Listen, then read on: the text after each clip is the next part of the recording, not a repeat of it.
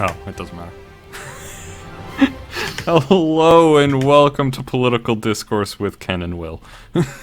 Yeah, we are changing things up because we can't be doing Bloodline this week, but we can be doing this week. That's a viable option. This is a viable option for chaos and anarchy.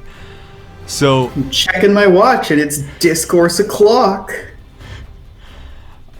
So I've played Democracy 4. I love Democracy 4, and I've been begging Will, who is way more politically active than me, to come and play this, because I know he will have opinions. In the keyboard war, I am the greatest swordsman. So, Will, which country would you like to be? Would you like to be the United States of America, the United Kingdom, Germany, France, Canada, and that's it. We don't have Australia, Italy, or I don't actually know that last country. I feel like it might be the most potent if we stick with hometown. Okay. You know? So we'll be Canadian lands. Our national obsessions are maple syrup, ice hockey, politeness, and diversity. Allegedly. Allegedly. The maple syrup and ice hockey, I believe. I wouldn't necessarily call us obsessed with politeness and diversity. I'd almost say it isn't obsession, more like presentation. Yeah, we present ourselves as polite and diverse. Meanwhile, we are screwing over every minority, basically. Especially our natives, which is very unfortunate. So, Yep. We get to name ourselves. Will, do you have a name for your political party? Ooh, Or would you just like to question. look through some? Are you the future Democrats? Well, I feel like it's got to be some genuine sort of, because presumably we're a party, Yeah. and like a party is going to have the kind of partisanship where really a party controls its leader, ideally. Libertarian Freedom League? Well, that's the thing. Are we politicsing? Are we actually politicsing, or are we fantasy politicsing some bad politics? Well, personally, when I play this game, I get really sad when I politics like bad politics. When I go for like full faith and doing all of that, I just feel really bad about my life. So I would rather if we just like let's try and make the ideal Canada. The greatest Canada we can be. All right, so then we gotta go based on our ideologies. Basically, being a span of ideologies our supposed party follows, right? Yes. So, what do you believe in? Oh, I thought we were just going based on what you believed in. I'm just the man with the mouse. No, we're a pair. We're a pair? Alright. Well, I have socialist liberal leanings. All right. I am more of an anarchist type. Is this going to be a game where if we type, it's going to analyze what we said and have to deal with the optics of a party name, or can we ham? Oh, we can ham. It literally does not matter what we name. Ooh, good question. But our opposition has to be defenders of the faith. Where the fuck Honestly, was it? yeah. Where the fuck was it? I saw defenders of the faith somewhere in here. Defenders of the faith. There we go.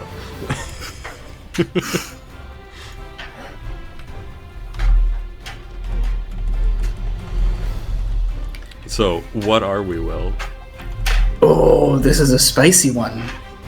Do we go with a meme name the way that people used to with the Rhino Party, or do we try to describe the things we're going to be representing hypothetically? I'm sorry, the Rhino Party?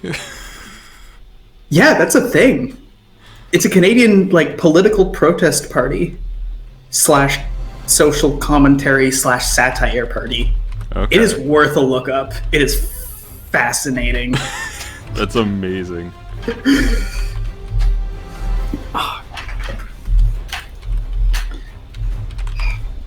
I see cringe anarchist versus Chad totalitarianism, and I'm thinking, what about the Cranarchy party? The Cranarchy?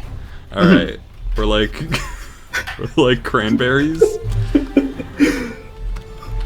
Well, okay, how how spooky do I want our name to be? Are we a party? Are we a group? Are we a collective? Are we a front? Are we a league? I feel like we're a front. We're a Cranarchy front. Hold on, the Cranarchy Berry front. Okay, just to give a little bit of sort of weird Canadian inexplicable goofiness. All right. So we have our innate socialism, our innate liberalism. Do we want to sway this at all? Do we want like full voting? Because we can turn it to be like everyone votes, or do we want it to be like we got to convince people to go to them polls? Ooh, good question. So what are our different sliders here? Yeah. So our difficulty is just how difficult it is to get reelected, because as a reminder, democracy, you have to be reelected. Yeah. And how much you piss people off, that's going to determine how likely you are to be reelected. So then I think it's a question of what we're, not to get too fucking farty with it, but like what we're trying to explore in this run. Are we trying to talk about stuff within the kind of like liberal, socialist, vaguely left sphere, or are we trying to talk about politics as they be? Politics as they be. Because there are going to be lots of policies available to us that we can enact that we might not want to enact.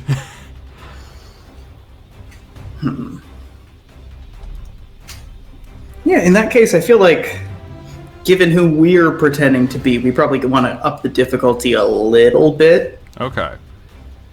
Because it is true, it is very easy to get reelected if you are socialist in Canada. Because you start off with a lot of socialist policies, and socialist people do like you. Well, it's worth questioning what the word means, right? Like, I'm presuming that in the game's context, it's basically the sliding scale of, like, how much free market reign versus, like, regulation and... Yes. Like, nationalization and social spending, right? Yes. And also I'm going to reduce our starting debt to 0 just because I don't like working off debt. Yeah. Let's say that the people before us were good Conservative Party people and reduced our national debt to 0, and then somehow the Cranarchy Berry Front just won out in the previous election.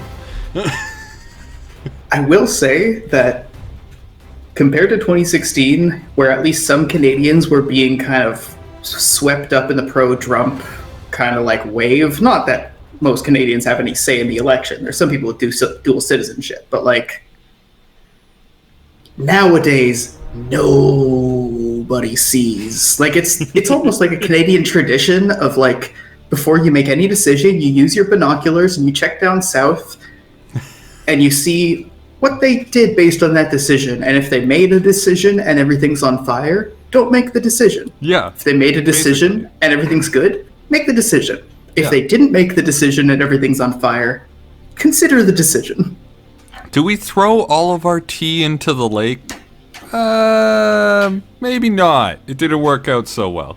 Well, it worked out just fine, but maybe we just ask first? Okay, so we got a lot of doohickeys here. And oh boy.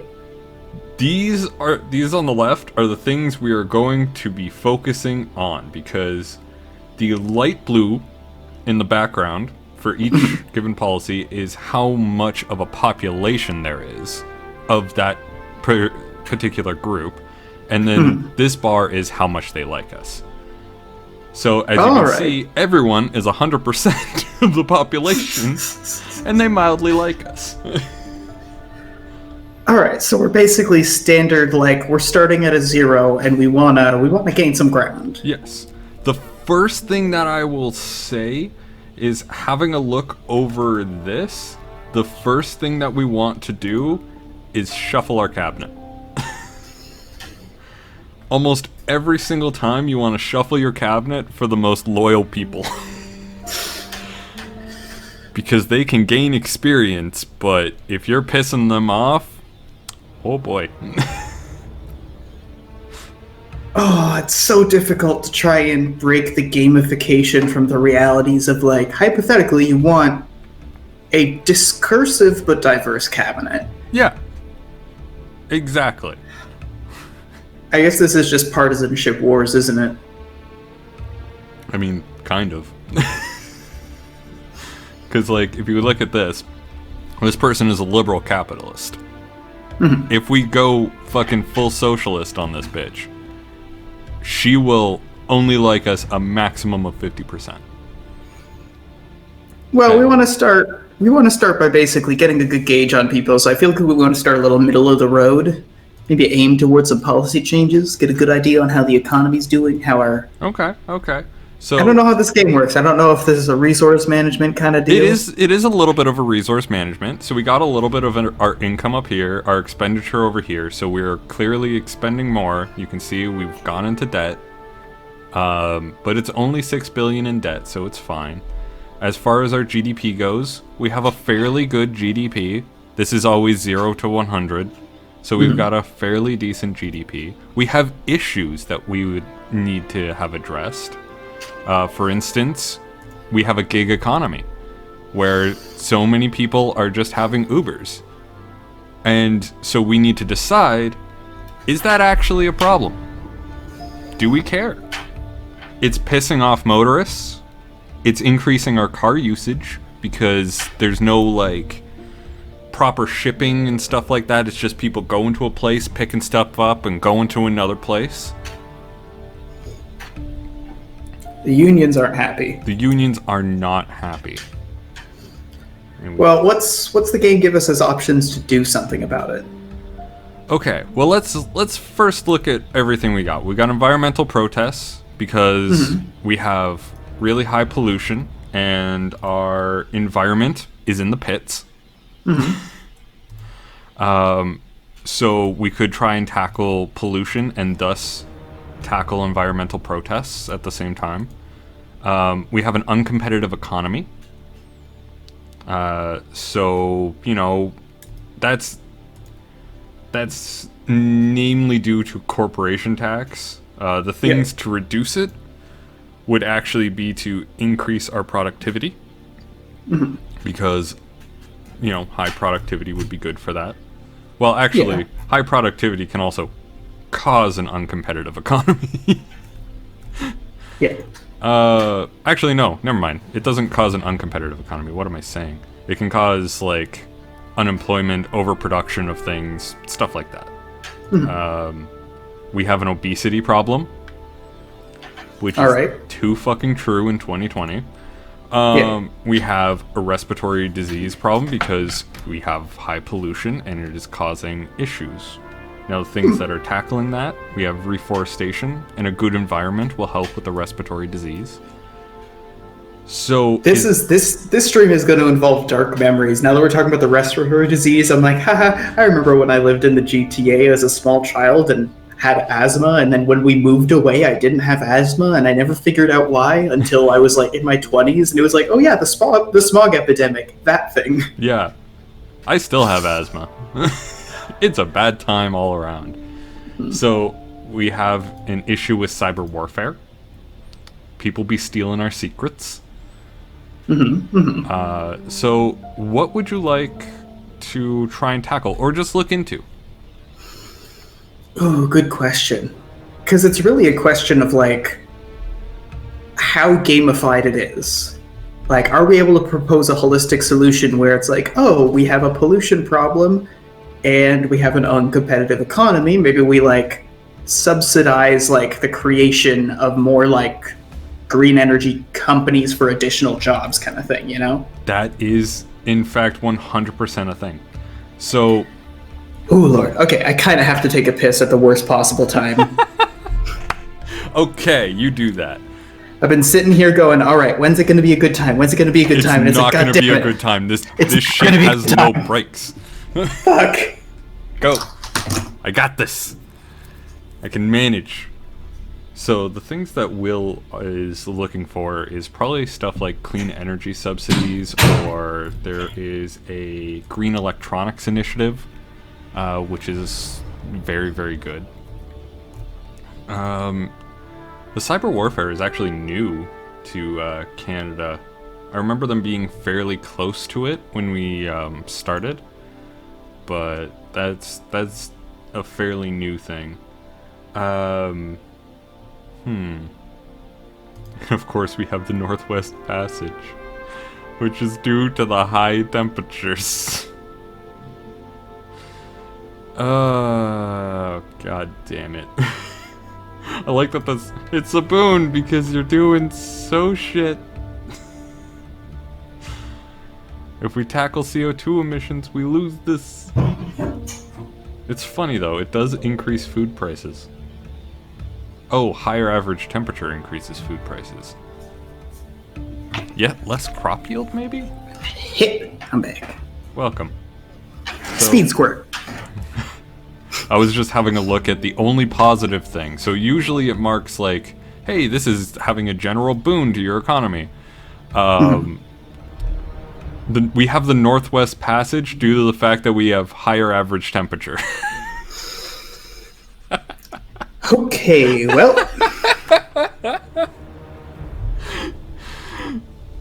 I love that. Lord.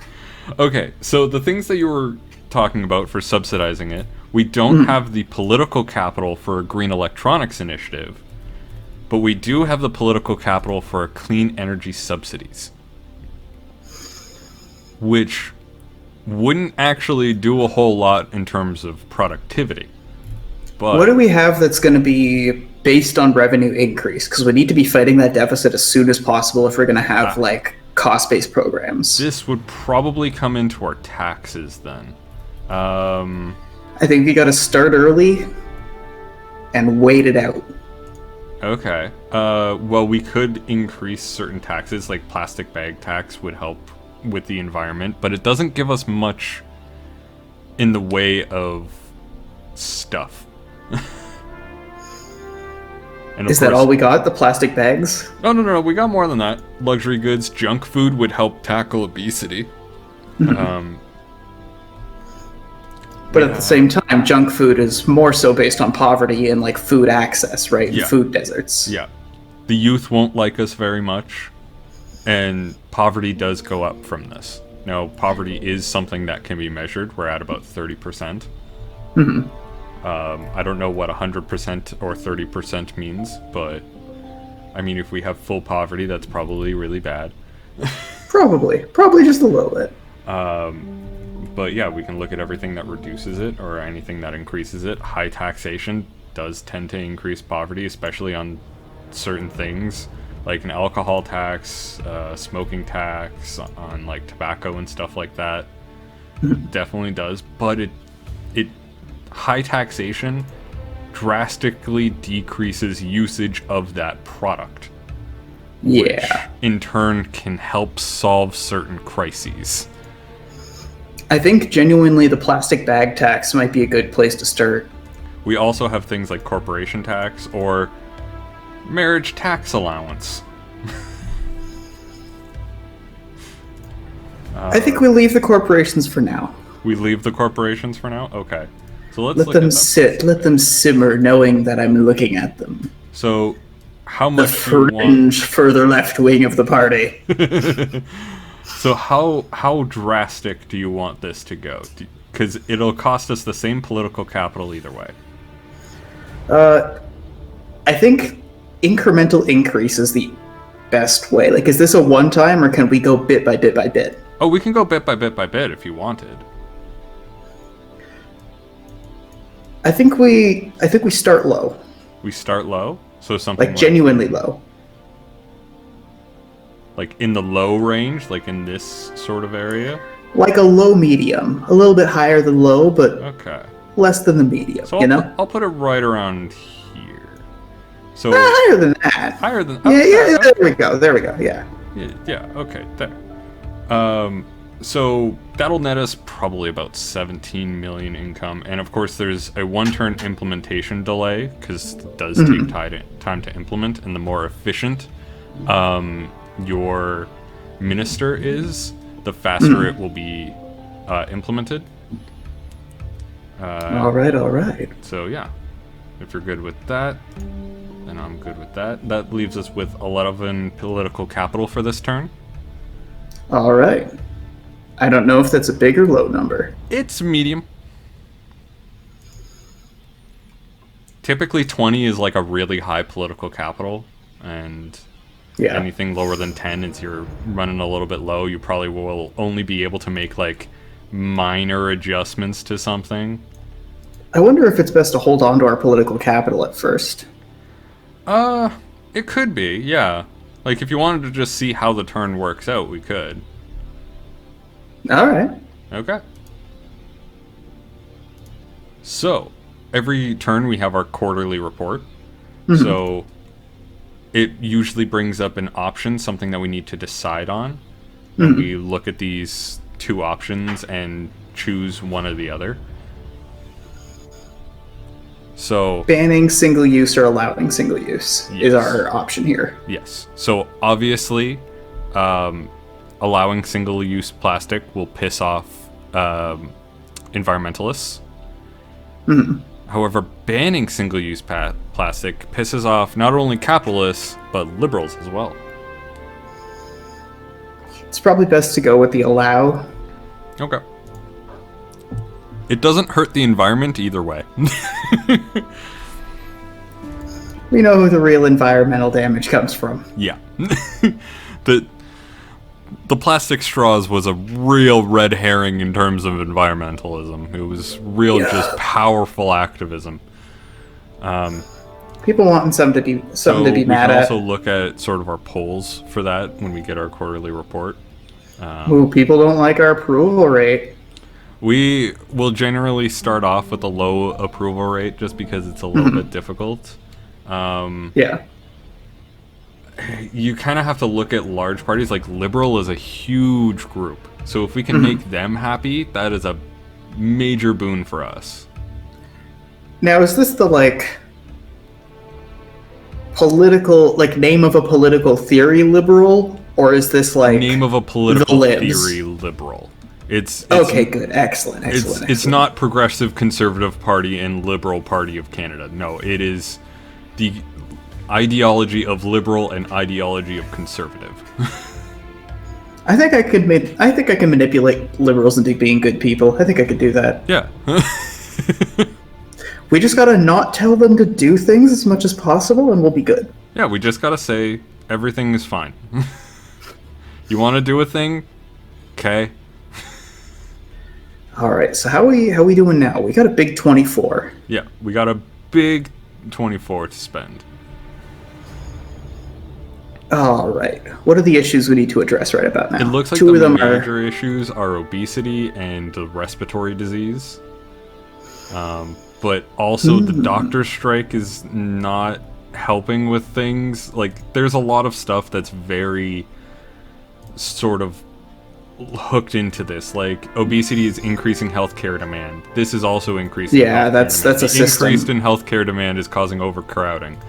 The overcrowding is causing lack of treatment. Yeah. So I think it's a root cause, especially because now we're no longer running at a deficit, right? No, we're still running at a deficit. Shit. Because we're spending in the billions, and the plastic bag ban was only in the millions. Yeah. We might have to do something to prop up healthcare a little bit early. We could look into... That's an early problem. We can look into possibly doing carbon tax. But everyone dislikes that. But it does reduce our CO2 emissions. Well, that's going to be something that's going to take a long time to implement, versus I feel like the root cause here is making sure that we have healthcare resources, especially if there's a doctor's strike. Okay. We can spend money to make money on this. That is 100% a thing. Yeah. The reason why I get rid of the debt at the beginning is just to have some wiggle room, because I think it's just more fun that way. Yeah, I think we gotta pump money just directly into hospital funding right from the get-go. Okay. Now this is really expensive, and I'm also looking for where our state healthcare system is. Is this it? Yeah, state health services. One of the things as well is the hospital overcrowding from this will go down, as we increase this, but also, whereas the private healthcare will go down quite a bit. Private healthcare going down also will sort of balance out in that regard, where like we're pumping our money into state healthcare, but the private healthcare sector is now having difficulties with it because the private healthcare sector is also being reduced. I think there's some battles that we just need to decide we're going to be fighting from the get-go, and I think we need to be phasing out the private. Okay. So this is pretty expensive of a policy. Yeah. So if we go to the max, 26 billion. And of course, that is based on healthcare demand. If we reduce healthcare demand, we don't need to spend as much on it. I think we just add a bill. Just a bill. Just a bill? Okay. Just a bill. So I'm going to revert. How high am I going on this? Well, what's our start point? Our start point is the blue dot. So we're doing so all major operations are state funded. Well, we've got the cost, right? And so the 5.26, I think we want to pump up to 6.26.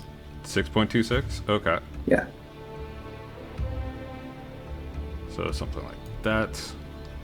So it's a very, very minor increase. So we can see that private healthcare goes down by about 3%, and the hospital overcrowding should go down by 2%. The longer we give people to adapt, the more that people will be able to adapt, and the less resistance we'll have down the wrong. Okay. That being said, sometimes it really is an issue-to-issue thing, isn't it? Yeah. How are you feeling about this? I'm going to do a quick revert because this is sectioned off into chunks. So if we were to move it anywhere within this chunk, it'll cost us 6 political capital. So the most bang for your buck would be to put it towards the limit of serious illness here. I think it might be. Wouldn't it be better to think about our buck rather than our political buck here? Because we have a lot of political capital to expend, right? Like we've been saving it up. Okay. So if you want to just keep it on that, all right, that's fine. Something. Well, because the threshold is 8.06, and we were looking at 6 point something. So what if we just went for an even 7 bill? Even 7? All right. There. All right. Boop. Okay. How are we feeling? So we still got 18. Do you want to have a look at some policies that we could perhaps enact to try and take it off of our healthcare system? The tobacco awareness campaign to reduce tobacco usage. Because tobacco usage is pretty high in Canada. People be smoking. I'm trying to think of things that we can do based on taxation for income here to counteract all that spending we're doing. I'm thinking that a very slight increase to carbon tax might be best. Okay. So if we were to put it in a range, this will cost us 4 anywhere within here, and we would increase by about $1 billion at max. I think we hit it for that $1 billion. Okay. I'll bring it right to that limit there. That's some bang for your buck. Yeah. All right. So there's a whole bunch of other stuff that we could look into for this as well. We got, science funding, state postal service, stem cell research would generally increase health.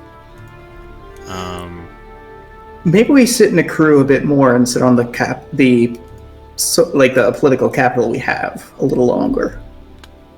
Looking at this, I'm a little bit surprised. I don't see... Oh, there's health. Health reduces it quite a bit. And our health is only middling.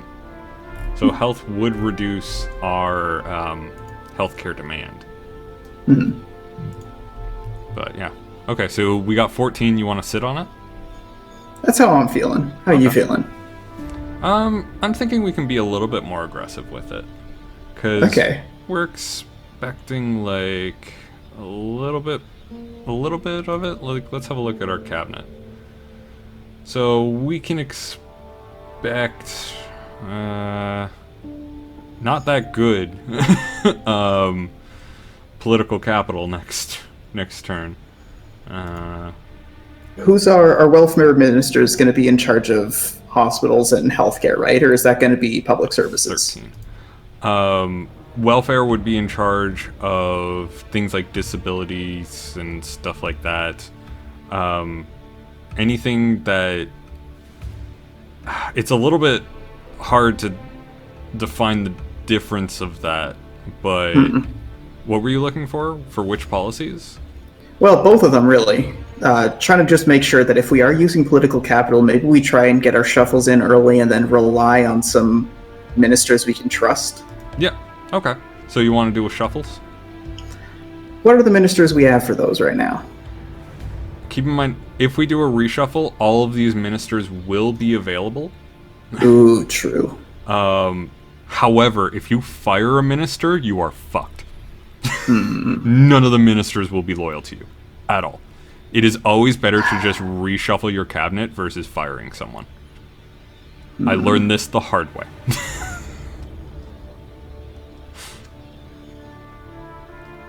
Yeah, maybe we sit. I don't know. Okay. I'm feeling city. Okay. We can be passive. Alright. Freedom of information. Freedom of information. So, how free do we want people to be? Well, okay, well, let's look at what this is, right? So there's...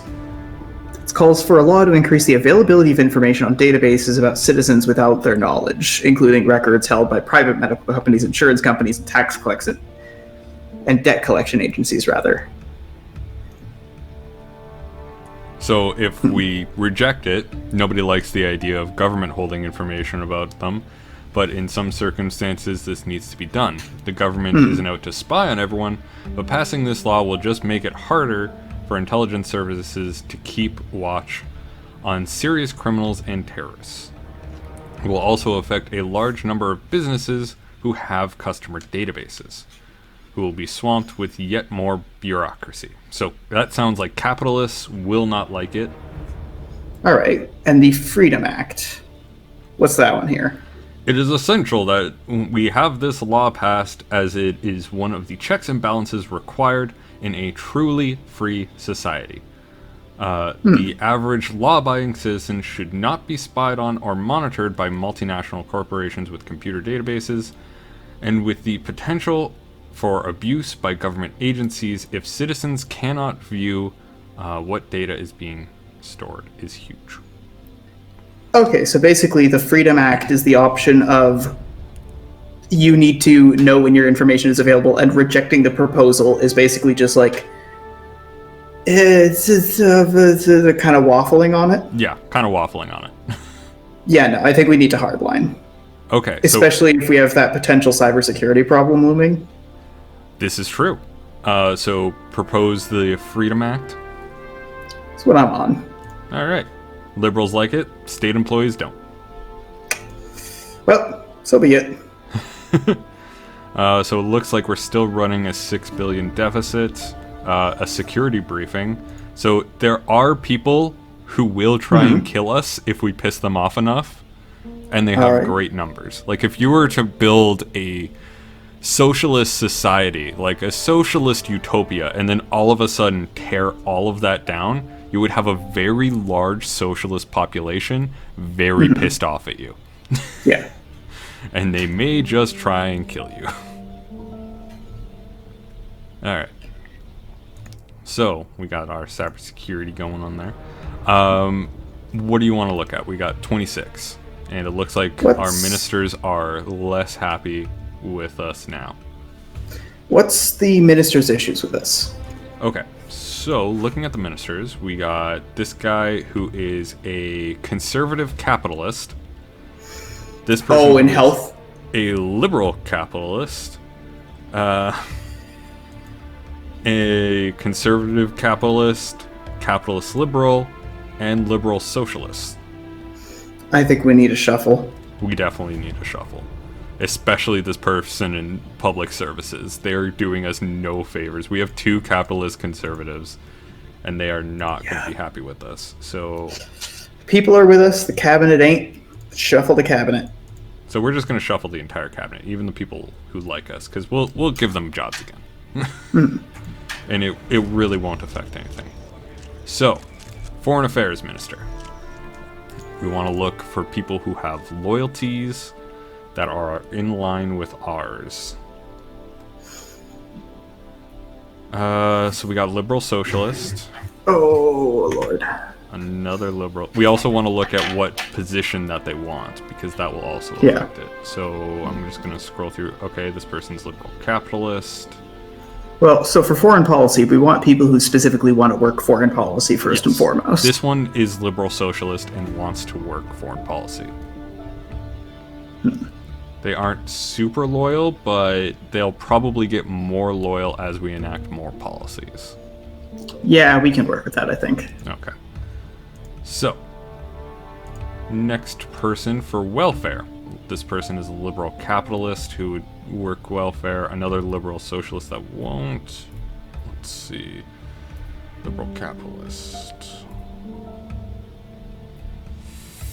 Conservative socialist. Conservative capitalist. Wow, there are a lot of people with... Usually they're like, I prefer if you look for motorists. I like motorists. And that's one that's like, okay, cool, I just won't piss you off. We have no one who is in exact alignment. Wow. What a weird party. Usually there's like a few environmentalists that will probably like us. This is a weird reshuffle. Huh. Okay, so this person really likes us. We do have liberals. We have a lot of liberals that we're trying to please, so she'll probably if the one that really likes us has a lot of loyalty and is liberal capitalist, we'll be retaining on the liberal, losing a bit out on the capitalist side as we start to phase out the private healthcare. So I feel like probably a good idea there. Okay. So for this economic liberal socialist.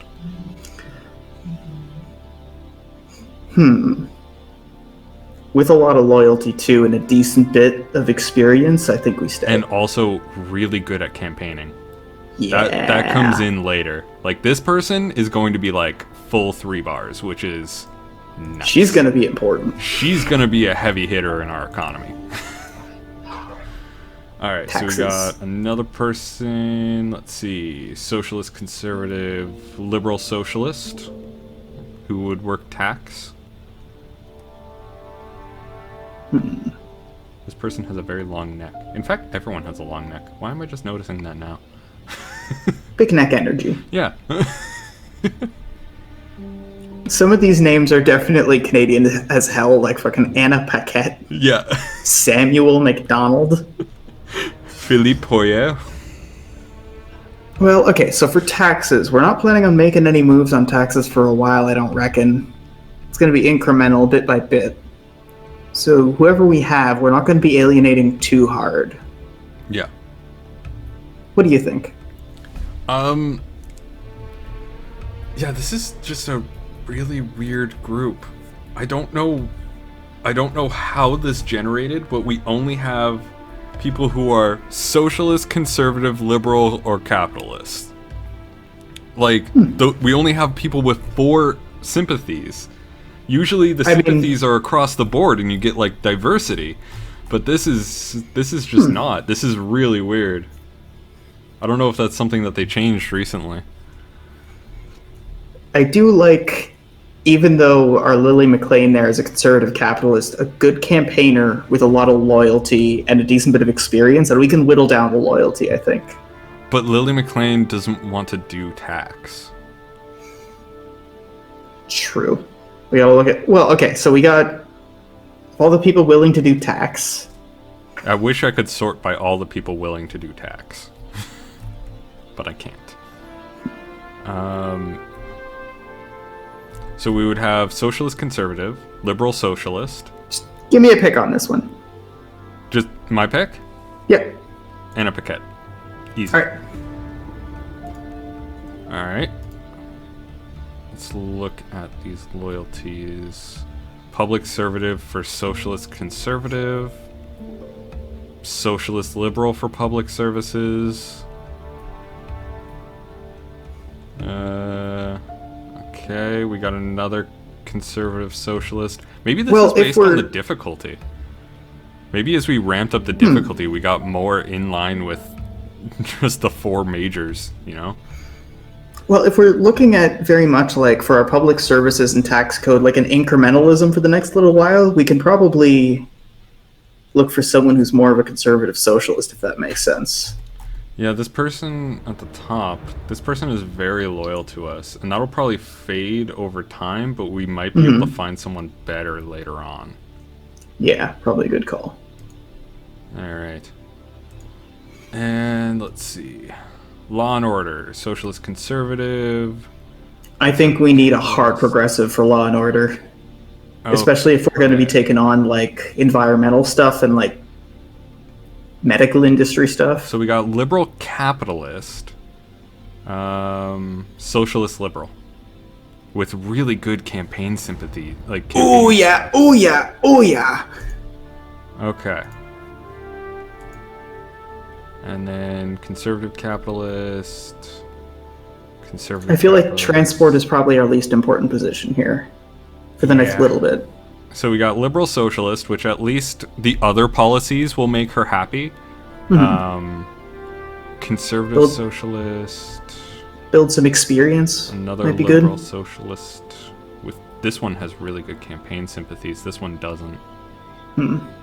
So I'd probably go with Juliet Anderson over with Amelia Kelly. Yeah, let's grab Anderson. All right. Welcome, Juliet. Wow. What a diverse group we have. Look, this person has purple hair. SJW confirmed. Well, that's what happens sometimes when you hire by meritocracy. Well, we're not really hiring by meritocracy, let's be real here. We're hiring by who has the same opinions that we do. All right, we have problems and we need money and we have a little bit more social capital. Wait, why don't we have a foreign policy minister? We do have a foreign policy minister. Why isn't she showing? That might be a bug. It's not a feature? Yeah, it's not a feature. That's definitely a bug. She should be showing. She'll probably turn up next round. Alright. Alright, so we still got 16 political capital. Now, what's in... Pick a quadrant that you would want to look into. We got transport, foreign policy, welfare, economy, taxation, public services, and law and order. In terms of law and order, what can we do early on to try and avoid, like, tax evasion and corporate theft? Ooh, well, one thing for cyber warfare that's really good is intelligence services. It pisses off liberals, but it's really effective. I think it's probably the best bet. It's probably worth taking that as our controversial issue. Yeah. So we can increase that. Look at how much that decreases cyber warfare. Just by that. Yeah. I don't think we want to go too hardcore right off the bat. Okay. So bang for your buck is here. Cool. Which would decrease it quite a bit. Mm-hmm. And another thing that we can look into is public tax returns. Yeah, that's probably a good call. That's probably a good call to get better tax income just flat out early on, especially with the intelligence agencies. So how detailed do we want to be? If we go too hardcore, we're going to alienate the corporations early. I don't think we want to go all, but I think we do want to be aggressive. Corporations. This doesn't piss off corporate. This pisses off really? Wealthy. And instead, it makes the socialists... One and the same, I feel like. It is, but in this, they're separate. Let's hold on to the wealthy for a little, I think. Okay. So you want to go like a little bit middle ground on this? Maybe a little more aggressive. Just not full bore. So something like in this area here. Maybe a bit more aggressive than that. Okay, so something like here. Yeah. Okay. Alright, that's all our political capital. Alright, let's rock and roll. So, we have one international literary award. Well, one of our citizens has, but let's be real, we're taking claim for that. Of course. Putting it on CBC, talking about how great our country is. Our party, which affects how we're viewed. We are no longer a strong leader, but we are still pretty good as a strong leader. By the way, we can do like media stunts to try and increase any of these. But most of these are based off of our policies or like how much we flip-flop and change things. Yeah. And yeah, resignations are really bad in terms of political stance. Yeah. So let's see what else we got. We got some good GDP going. We've increased our deficit a little bit, so we might want to look into that. But otherwise, our ministers are trustworthy and they are passably effective. I'm trying to think of a way that we can have a revenue increase that's spooled into the like healthcare issues here. Tobacco tax. Tobacco's probably a good call. Harsh one. This would cost us 16 political capital, and it would net us about $1 billion. I don't want to go all 16. I think we want to have a bit more buffer. Maybe like 12 political capital. We can't decide 12. We can do 8 Oh, or it's 16. But this would double... Well, not really double. We get about 300 million out of it. What's alcohol tax? Where is alcohol tax? So our alcohol tax is at 41%.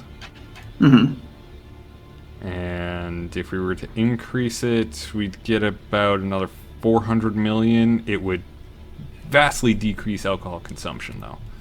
And it doesn't really affect... The poor don't like it. I'm thinking more like political capital, how much it is going to cost us. Max, it'll cost us 10. We can go 5 and 3.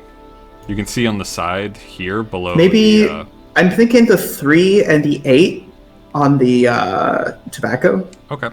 Maximum of both? Yeah. Okay. So that. And then tobacco. That. Alright. 5 left. Save it. Because the only thing we could really do with this is do like increase our cycling campaign, which wouldn't actually cost us a whole lot, but it also wouldn't get us much. I don't think it's worth it. Yeah, it's really not. Like, what else can we do here? We can do a ban on genital mutilation. Liberals like it. Doesn't cost a whole lot, but it'll cost us all of our political capital. Is there any particular call for it? Is it an actual issue that needs addressing? No. Or is it needless? It's needless things that will appease liberals. No, we're going to be a government that does things that actually are worth important stuff, and I think it's worth actually retaining the political capital to do that. Okay, that's fair. One thing we can also look into is trying to increase liberal membership. So this... like Social Justice Foundation would increase liberal membership.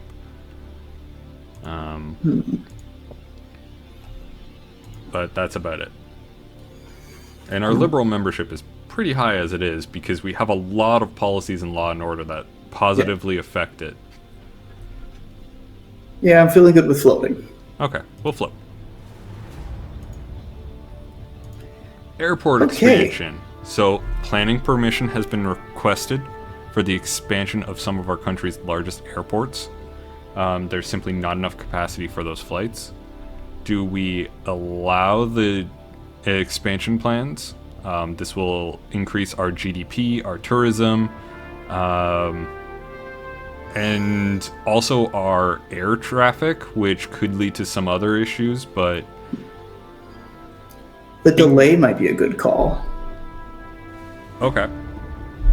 Because a delay gives time to maybe work on like a sea infrastructure. I don't know if that's more or less efficient here. Yeah. We could potentially look into that. I don't think there's any actual... So there's... The way there's specific usages, we have car usage, train usage, and flying usage. We don't actually have boat usage. That's weird. Because Canada is heavily reliant on ferries in quite a lot of places. Well, reducing weight on air is going to give us more opportunities for rail, and I feel like rail longer term is going to be easier to turn into like a green option. Yes. Plus, yes, the truth is, rail infrastructure sticks as long as you maintain it. Yeah. And building that early is a good call. Okay, so you want to allow or delay? Delay, I think. Okay. So that reduces our strong leader. Because we couldn't make a decision. So yeah, so a group is staging some protests, but that's about it. We've gone to roughly where we were before in our deficit. We got 20 political capital. And this is going up a little bit. I'm assuming that's because of rises in GDP. But it should go down with the intelligence services. So, how's our health doing right now? So, our hospital overcrowding is still above that trigger line. Obesity is the same, and the same. I think we give it another little increase. Okay. Maybe increase the carbon tax and sort of contrast with that. We also have reforestation, which works quite well for the environment and reduces the respiratory disease by about 5%. Oh yeah, reforestation is a good move. Okay. So we have 100 million trees a year. That's going to be real expensive. It's 20, isn't it? What do we have available? No, it's not 20. Oh, I'm misreading things. In the rise, based on those tiers, it'll be 2, 4, and then 8. So it'll be max 8 to get there. And in terms maybe the of, 4? In terms of physical cost, it doesn't cost us that much in the long run. Bring it to a 4. All right. Do you want the max bang for your buck on 4? Yeah, I think so. All right. Let's get the bang for the buck. There we go. But we really need to make sure that we're keeping money coming in. We got to think about the carbon tax too. Honestly, things that cost millions really doesn't affect us a whole lot. There are certain things that are just minor policies, but yeah, I see where you're coming from with that. So this is still implementing a little bit. You can see where it's still going up just a little bit in terms of this, that light green and the light red. Yeah, let's push it, I think. Yeah, we can push it a little bit more. Are we going for another bang for your buck 4? I think we tried the 7, and then maybe that's our move. What do you think? Bang for your buck on 7? Yeah, that would give us like 3 billion to work with. Ooh, yeah, that's... Yeah. Yeah, an environmentalist like that, and we have a high environmentalist population, so it also increases energy efficiency, and... Yeah. I hate to say this, but tanking our GDP is a pretty good thing. Because GDP affects a lot of stuff, most particularly car usage and, the environment. Well, also, we don't need to gild the halls. We need to function well as a society. Look at how badly high GDP affects the environment. Yeah. Well, especially, we need to do this now because, otherwise we're just going to keep gradually increasing the deficit. Yeah, exactly. All right. How are we looking? How are you feeling? I'm feeling pretty good about this. I think we got some good stuff going. We've got some decrease to environmental protests. We're working off... Well, actually, our pollution is going up. Shit. Well, we'll see how the carbon tax deals with that. Yeah. Interestingly, high population... has a very negative effect on pollution. I think that actually 100% tracks. Does it really? That doesn't track in my head. Carbon footprint. People consume a certain amount of stuff. Okay. I guess, yeah, fair enough. That being said, it's important not to immediately go to the eco-fascist like, oh, we're the virus, humans are, oh, it's overpopulation. I wonder what parts of the population we're going to target first. Yeah. So we can start looking at decreasing our spending if you want. Looking at things like state pensions. What's our... No, I think state pensions are really important longer term. Okay. It gives people the job security, I think. What are our expenditures right now here? So we're expending the most in state pensions, state schools, and oil drilling subsidies is $7 billion. I think we pull a bill from subsidies and put it with a little bit of garnish on top for us into education. What do you think? Yeah, we can do that. I don't think we'll have the political capital to do that because we're only going to have 3 left. But we can do the education next turn. Yeah, wouldn't hurt. Gives us time to make the money that we're making too. So this basically, if we move it anywhere like in this range, it doesn't have any overall effect, but it can save us $3 billion. Oh, 100%. So, do you want to go to like the middle of 4, or are we going bang for your buck on 4? Maybe middle 4. Middle of 4? Okay. So something like this. Yeah. It give the businesses time to adapt. Be more happy. Our GDP goes down. It's going to take a hit, but honestly, that really won't matter much in the long run. There we go. Okay. And there's also eco homes. Maybe not yet. Maybe we say. Okay, yeah, we got five left. If we were to look into, that's healthy eating campaigns. State schools. We have quite a bit here, but yeah, we can sort of move that around however we want, or we can look into not just that, but our secularity of our schools. So right now we're at science emphasis. If we want to increase that, that will increase liberal population and make liberals happy. Yeah, I think we want to secularize for sure. So we'll probably have to do that. Let's just end the turn. Yeah. All right, how are we doing? How do you feel about public rights of way? So as we build more houses, bubbling. As we build more houses in our country, once open land that was used by walkers and hikers is increasingly becoming closed off and is considered private property. Socialist campaigners have protested these changes and are calling for an expansion and protection of the public right of way. Oh, I'm hard for it. Okay, let's expand that right of way. Fuck private property. Farmers don't like it because people are walking on my lawn.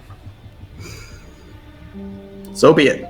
Yep. So we now have a budget surplus of $630 million.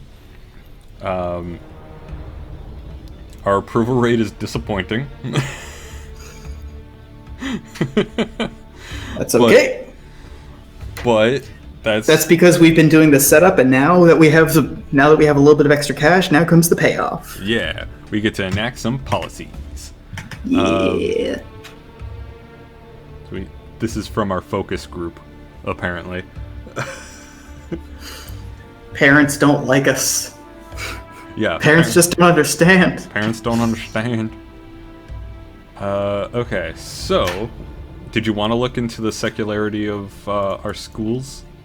I think that we make a move that's with the secularity, it's with the school budgets, and it's with putting a little bit more money into healthcare to keep pushing it forward. Okay. Which one do you want to put into first?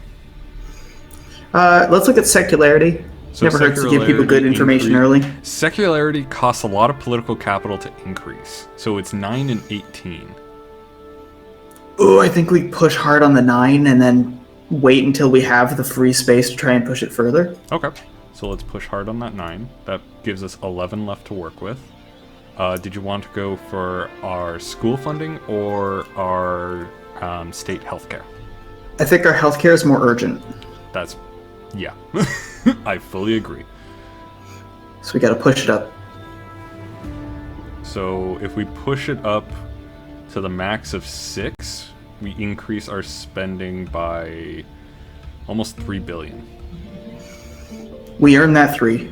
We earn that 3? Okay. So I'll just do that.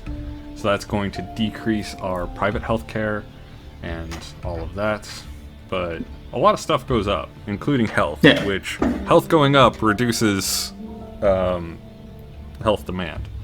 But right now, we're just sort of taking it away from private healthcare. Mm-hmm. Which I don't know where that actually is. Where is that? Private healthcare.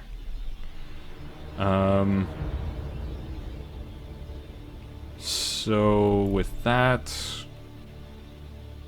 it doesn't really do a whole lot, but we are just gradually like chunking away at it. So yeah, we want to be phasing it out. Yeah, we're phasing it out. So we got 5 again. Always 5, man. So did we want to look into things like pollution control? Yes, if we can. So this is a very cheap policy that can have massive gains into the environment. A whole 10% increase to the environment. Wow, what do you know? It's as if controlling how much you pollute actually helps the environment. But not only does it help the environment, it reduces CO2 emissions, which also helps the environment. How wonderful. How wonderful. So you want to go max with this? Oh, yeah. Okay. And I don't think we want to push any further. No, we only got 2 left. We can have a tourism ad campaign. Or what is this? Compulsory foreign language class, which is actually a lot of net gains in my mind. It reduces racial tension, it increases foreign relation, increases education. Like, I think we hold off when we try to retain some of that capital because we're working to desecularize. That's true. But the hilarious part is it reduces patriotism, and I love that in terms of Canada, because Canada is supposed to be bilingual. Hypothetically. Like, in my mind, it's just like, why? But that's part of who we are. That's part of Canada. We are a bilingual country. We always have been. To differing degrees. Alright, cabinet shuffle. We had a random event. It's a garbage scam that vastly reduces our environmentalists. Oh, shit. Yeah, so tons of garbage shipped abroad for recycling has been returned. God. Isn't this something that literally is happening that we're responsible for? Probably. The national embarrassment has made headlines around the world. And we lost another major donor. Oh, we're losing leadership strength. We gotta work with that. Yeah. Alright, so we are now back into a deficit. But only 1.3 billion deficit. That's really not much. So we have 17 political capital to work with. And our ministers are looking a little bit less happy with us. Even though socialists are happy and liberals should be getting up there in terms of happiness. So what are our issues that we need to contend with right now? Let's see. So we've got some obesity. We've got the doctor strike. Like, all this is going to be around for a while. In my experience playing as Canada, this, oh boy, it's here to stay. People love saying that Canada has free healthcare, and I feel like that comes from non-Canadians or Canadians who don't realize how free healthcare would actually work. Yeah. Really, what it means is that there is a free low-level healthcare that's universal, and that everything else costs money, and you really can't double commit. Yeah. So one of the things is our environment is shit. Yep. That is the major cause of pretty much everything over here. The pollution and the environmental strikes. Yeah, I think that's where we need to be putting in our energy. I think we need to keep, like, forcing onto that carbon tax as well. Okay. Because it's going to fight the deficit. Yeah. So this is still sort of like taking a little bit of a while to get there. So do you want to bump it up another max of 4? Yeah, I think so. Alright. We'll do that. Let's see. We also have technology grants. I think technology grants are going to be a big one. Alright. So that will increase our productivity, which will help with our uncompetitive economy. It helps with our GDP. Increasing technology can be a good thing, but also lowers our unemployment, which is also a good thing. Yeah, I think it's the right move. Capitalists like this. Yeah. Might as well do something to appease them as we slowly inch towards stealing all their money. So, how much do you want to increase this by? It looks like it doesn't go up by too much, so this is at roughly $1 billion. And this would be another $1 billion. I don't want to push into the billions, honestly, for the grants. Okay. I think if we're spending money, I think we want to push on the education and healthcare still. Okay. So do you want to go in the maxing out 2 probably would be the worst? Yeah, I think so. Alright, there we go. Alright, so we got 11 capital. More desecularization? More desecularization. We can definitely bump that up. It's going to cost us another 9 to get that. Holy shit. Yeah, I think that would be our turn enders, the thing. Yeah, it's definitely our turn ender. We're going to have 2 at the end of this. But again, liberals like it. That increases liberal, opinion of us by a whole 6%. Yeah.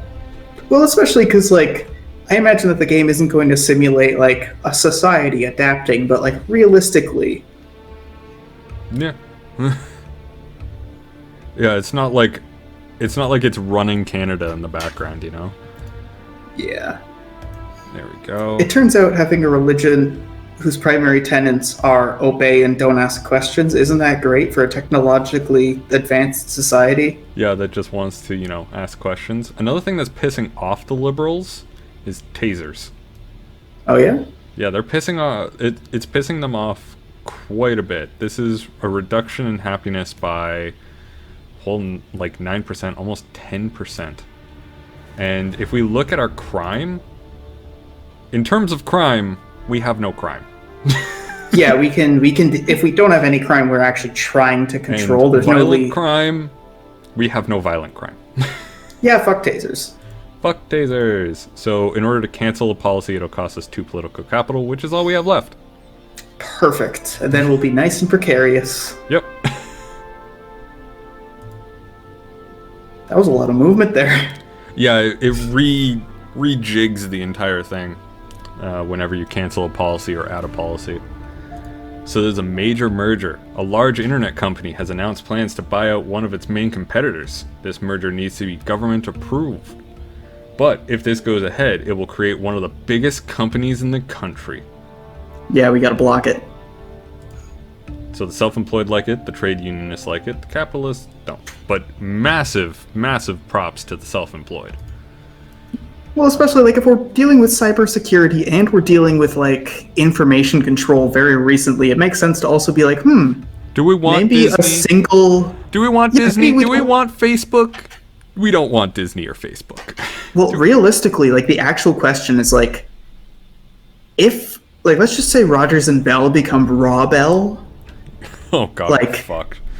And then nobody is able to hold them accountable for their own security, and they have a breach. That's just Canada. Yeah, Canada's down at that point. All right, so are we still running a bit of a deficit? Yep. So we're still at about $1 billion deficit. Yeah, the carbon tax can't be our only. We have all of the tax. We can increase income tax. We can increase sales tax. Recreational drug tax would actually do quite a bit. That would actually get us quite a bit, surprisingly. I think we do a bit of taxation on the legal drugs, and we also do a little bit of income tax, but not sales tax. Okay. So Oops, that's not the right one. There it is. Okay, so we have 2, 3, and 6. Maybe the 3. Max of 3? Yeah. Okay. And then we have our income tax. It's going to be 9 no matter what. Do you want to go max of 9? Because that will net us quite a bit. How do we start taxing the wealthy a little bit more? Well, if you want to what's tax... going to be the approach on that one? You want to tax it's going to be wealthy, corporate tax, right? Corporate tax. Or there's also... where is it? Is it already implemented? Payroll tax. Nope, that's inheritance tax. Fuck. Payroll tax. There it is. So this will increase the gig economy, though. Okay, what happens if we increase corporate tax but not payroll tax? If we increase corporate tax, uncompetitive economy goes up, socialists are happy, wealthy are unhappy, capitalists are unhappy, GDP goes down, socialist membership goes up. I think that might be a move we have to make. Okay, so are we going in the 6 or the 11? What do you think? Well, if we increase this by that, we're covering our deficit. Perfect. All right. So by the and time... I think we sit on the 6 a little bit. Yeah, I think we can sit on the 6. I don't really think there's much we could look into. Community policing, we don't have a whole lot. Ironically, I don't know. Community policing reduces racial tension, and that both makes sense and doesn't make sense in my head, because you get that Karen that's kind of like talking it all the time. Like... All right, let's deal with the issues that are actively affecting our country in a present way. Yeah, I'm just looking at our expenditures and what we could potentially cut. Military spending is something we could potentially cut. Or CCTV, our foreign aid policies.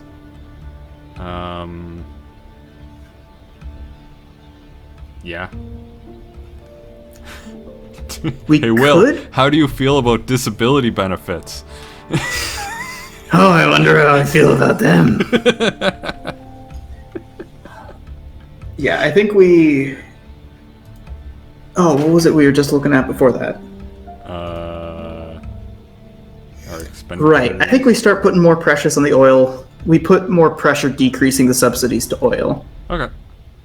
We could cancel the policy outright. Is it safe to do so? Yeah, it's fine. We can we can reinstate it at any time. It's just going to cost us political capital. It'll save us $3 billion. Environmentalists will be happy another 10%. Yeah, I think we repeal and then we sit. Yep. There we go. What is this one? Oh, the work week. They actually have a thing for the work week. Nice. So let's see. I know we only got 3 left, but I'm just kind of looking along the sidebar and seeing what we have.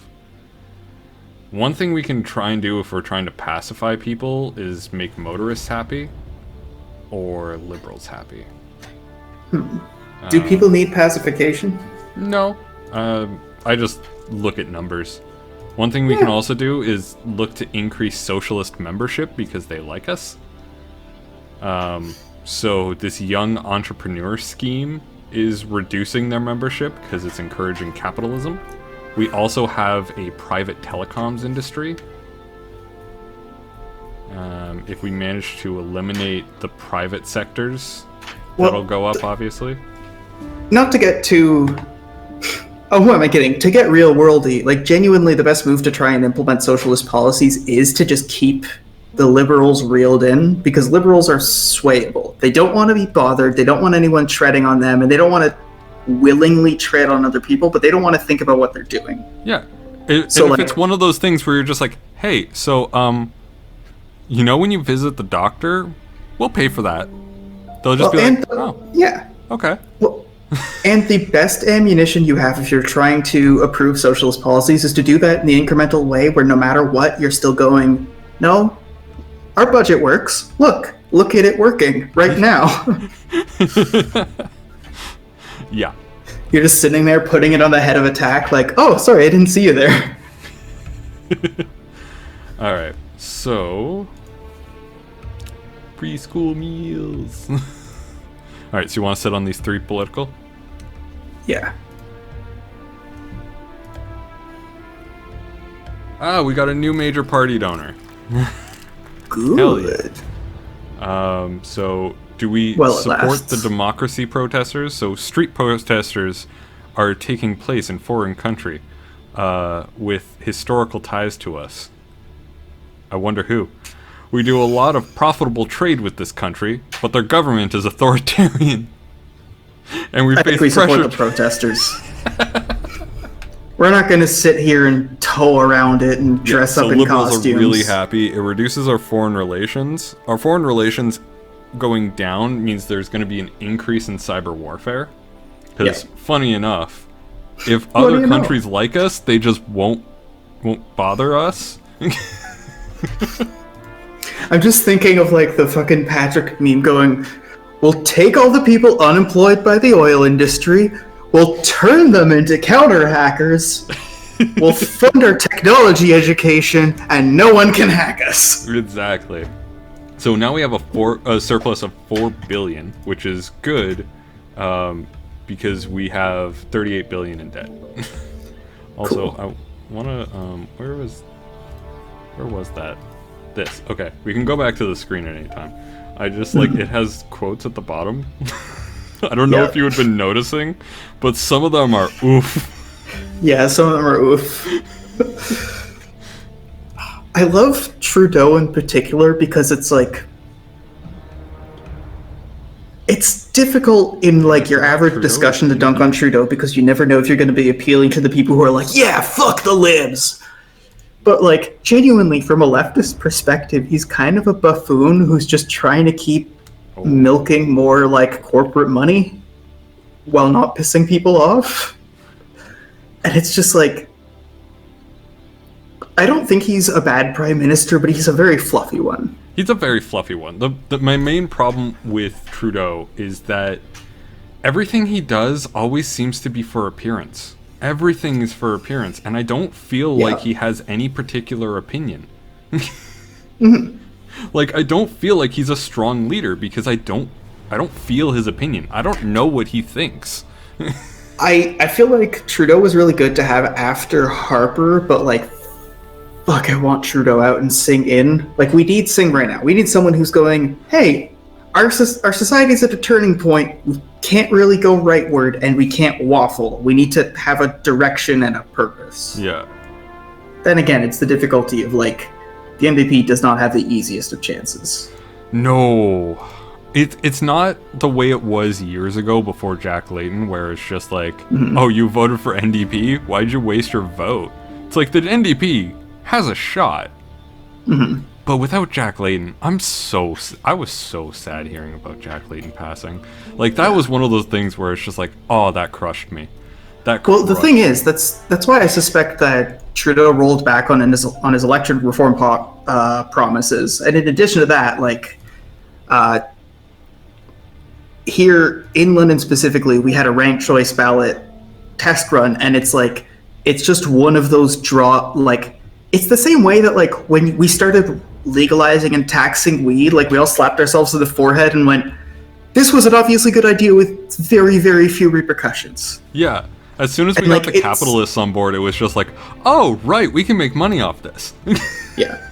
And, like, it's a very similar thing with ranked choice voting. It's like, I have not met a single person who went through ranked choice whose complaints were anything other than, oh, well, I had to put someone I didn't super like as a low option. Like, yeah, but they're a low option, which has the same effect. Yeah, I can definitely see that. By the way, our gay marriage law is medium. I don't know what this means, but it's medium. Medium. I don't know what medium means. Well, if we keep working on gay marriage, though. If we keep working on secularization, then we'll have the pre-existing push for a lot of the more progressive policies. Yeah. Oh, We're God. still working. Okay, so we still need to think about healthcare. Yeah. So let's have a look-see at... Oh, that's reforestation. Yeah. Actually, let's have a look-see at that. How's our environment doing? It's going up a little bit. How is hospital overcrowding is staying the same? Obesity is staying the same. Doesn't look like we're having a massive effect on this, which is unfortunate. All right, so let's look at our budget for healthcare right now, because we have the 4 billion surplus. 4 billion surplus, yeah. I want to keep a significant portion of it, though. Okay, so this is currently at almost 10 billion. We'll just call it 10 billion. Yeah. If we go to the max of 6, we are then at 12.5 billion. That's perfect.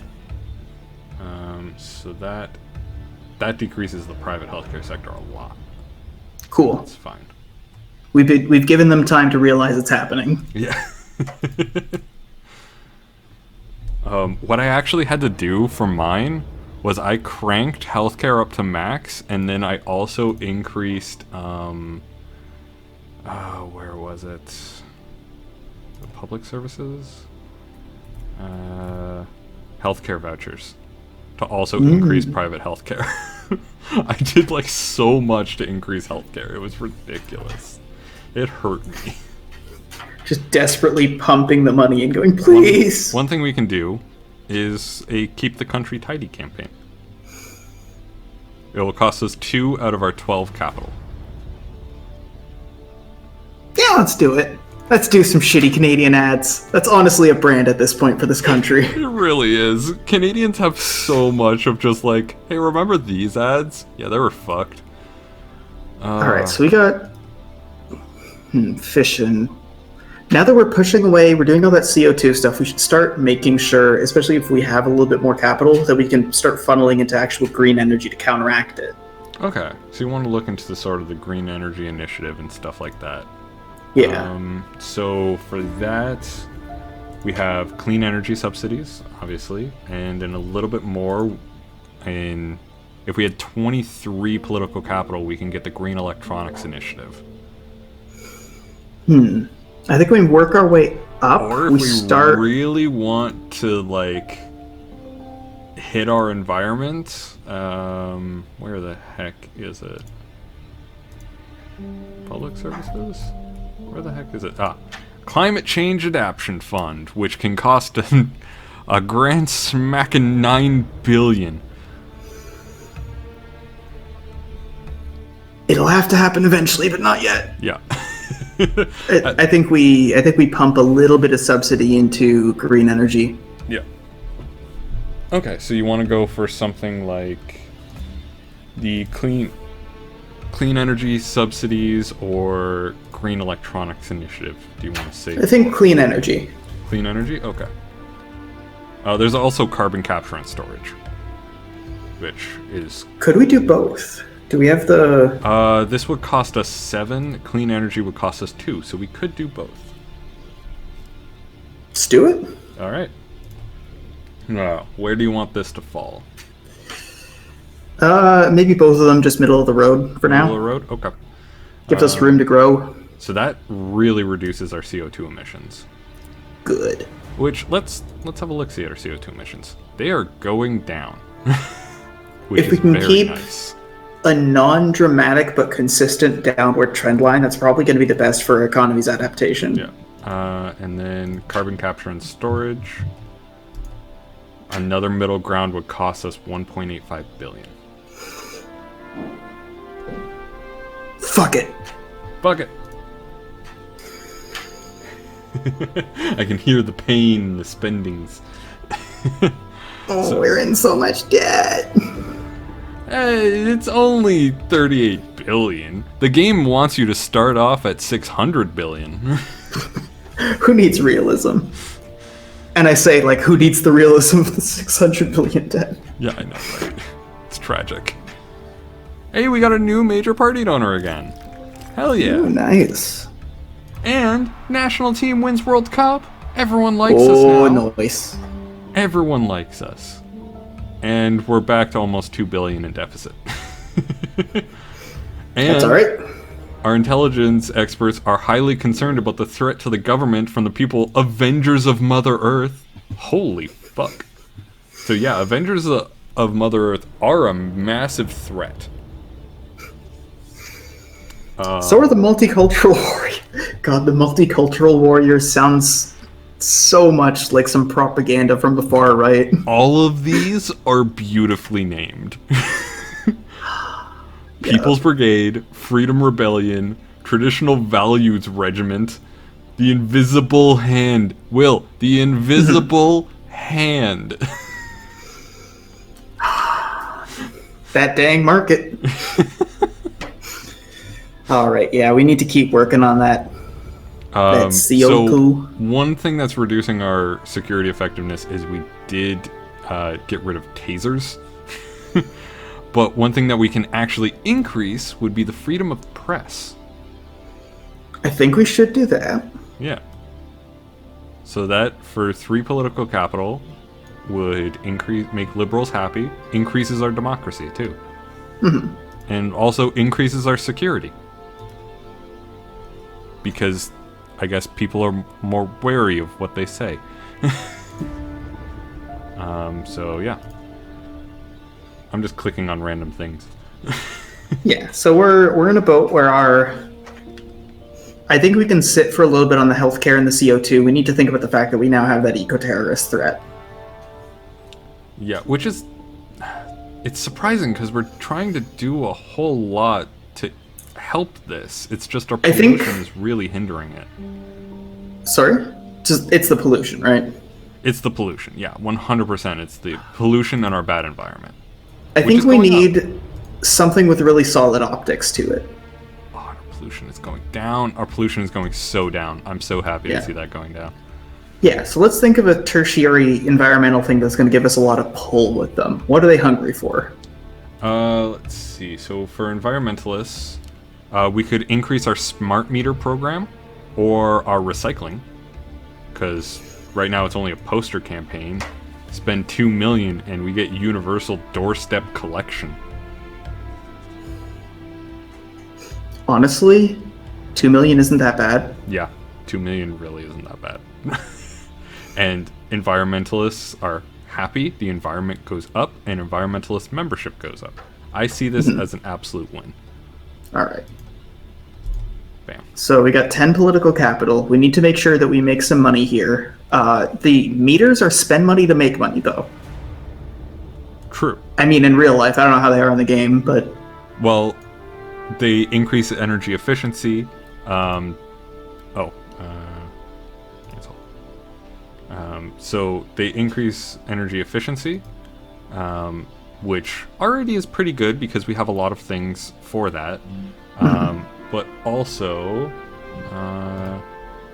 we lowered the need for the energy industry, which is already at an all-time low because we have a state energy company. Yeah. Maybe we start increasing the CO2, like the carbon tax, a little bit more now here, because that deals with the deficit and it's gonna try to fight that pollution a decent bit. Okay. So our income right now is $7 billion from that, and that would be another billion. We would have to go to max in order to meet our deficit. Let's push as far as we can, I think, because that's also going to really help with our environmentalists. Yeah, that reduces CO2 emissions by over 14%. Our GDP is going to take a hit, but honestly, we'll recover in other sectors. Yeah. The main thing I'm concerned about for that is everyone not liking that. I think it might be a risk we have to take. Fair. There we go. I was just looking at that electric zappy zap to wonder what that was. Yeah. And then our 3 political capital we might need to use to deal with how much people don't like us. Yeah. So one of the things for that, we have a cycling campaign. Let's see what we can do in the public service front. Social Justice Foundation, free parenting classes, Can we give people a bit of rights? Do we have any bonus rights in our pocket? Okay, so we got Here. law. We can Oh, increase. that's a Werther's. That's another Werther's. There we go. Few human rights. few human rights here. So we can institute the Witness Protection Program, which will not do anything for us. Or we can have National Armed Forces Week, which will make the Patriots happy and makes us a strong leader. That might actually be a really good move. Okay. Let's have a look-see at what else we can do. So, Gender Discrimination Act. We can crank that shit to max. If you wanted to, that will really help out with the liberals and also increase our gender equality. Yeah, it doesn't hurt. Yeah. And it also increases liberalism membership, which is what I'm here for. And only 2 political capital to make gender equality a thing. There's also the Race Discrimination Act, which we could increase that to maximum if we wanted to. Sure, let's do that. Use the last of our capital, I think. It really doesn't cost us a whole lot, so I'm really not too concerned. And in turn, we gain another 2% liberalism and another almost 1% of liberal happiness, and ethnic minorities are happy, so that's good. Well, I shouldn't say ethnic minorities are happy. People who are sympathetic to ethnic minorities are happy. Because that's what that means.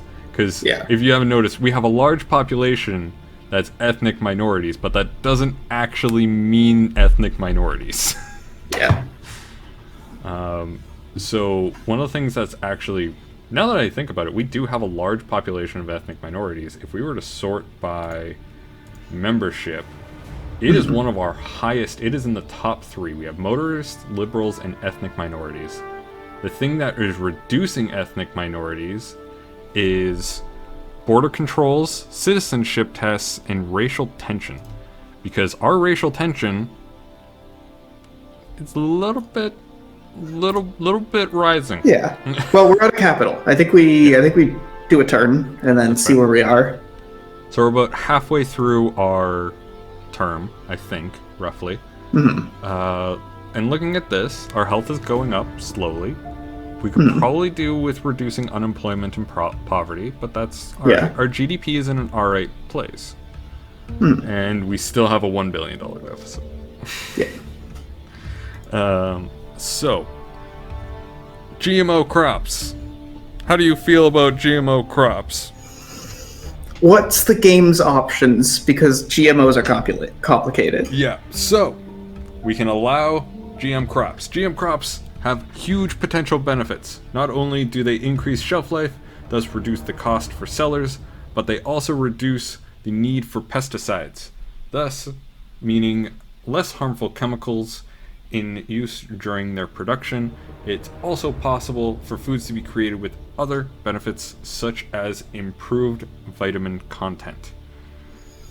Now, knowing what do you think? Because knowing what happens, allowing GM crops will piss off environmentalists and make capitalists happy. Yeah, I think we have to go with the ban. That's probably the wise choice. Alright.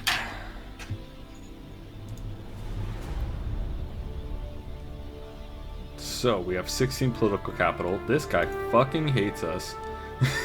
But that's alright. Socialists like us. Why does he not like, but conservatives fucking hate us? So that actually tracks.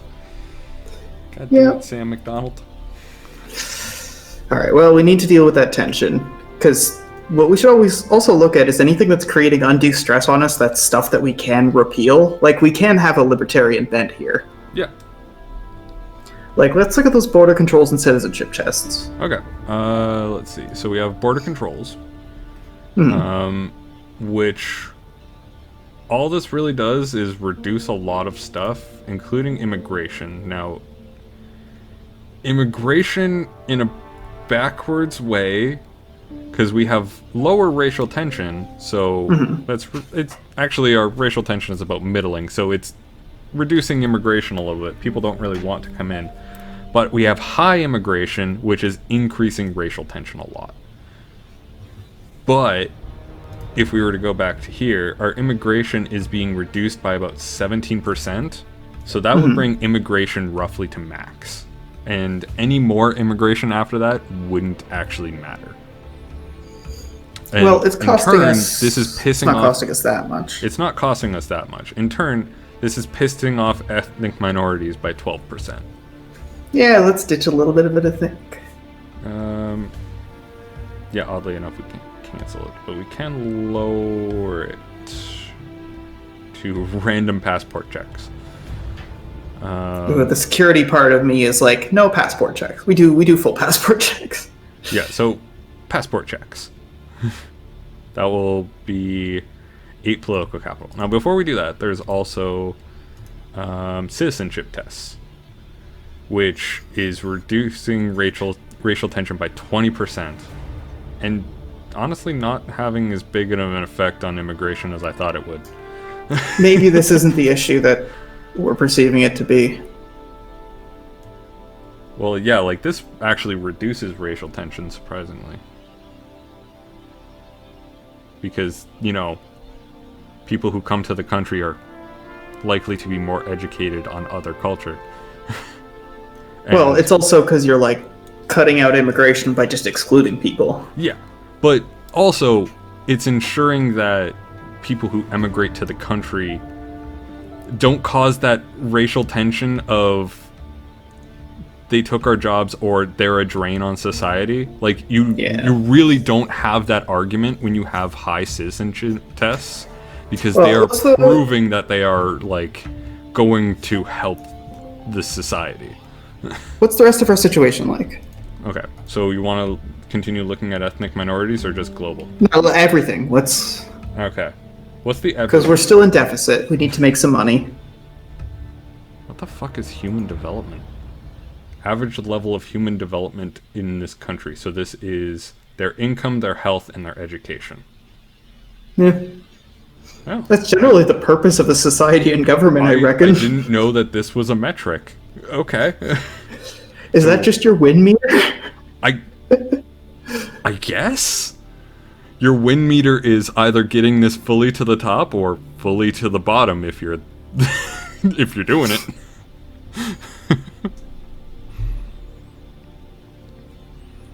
Okay.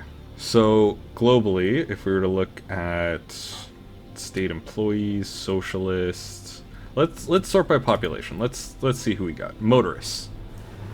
So they dislike our petrol tax and our carbon tax. They dislike that there's road buildings and car emissions limits.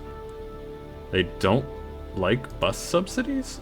Or they don't like that it's so low? Nope, actually they just don't like bus subsidies. Huh.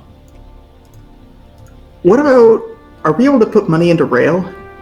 We are able to put money into rail. Or whatever sort of future train has been invented. It's always a train. It's always a goddamn train. It's always a goddamn train. You got the hyperloops.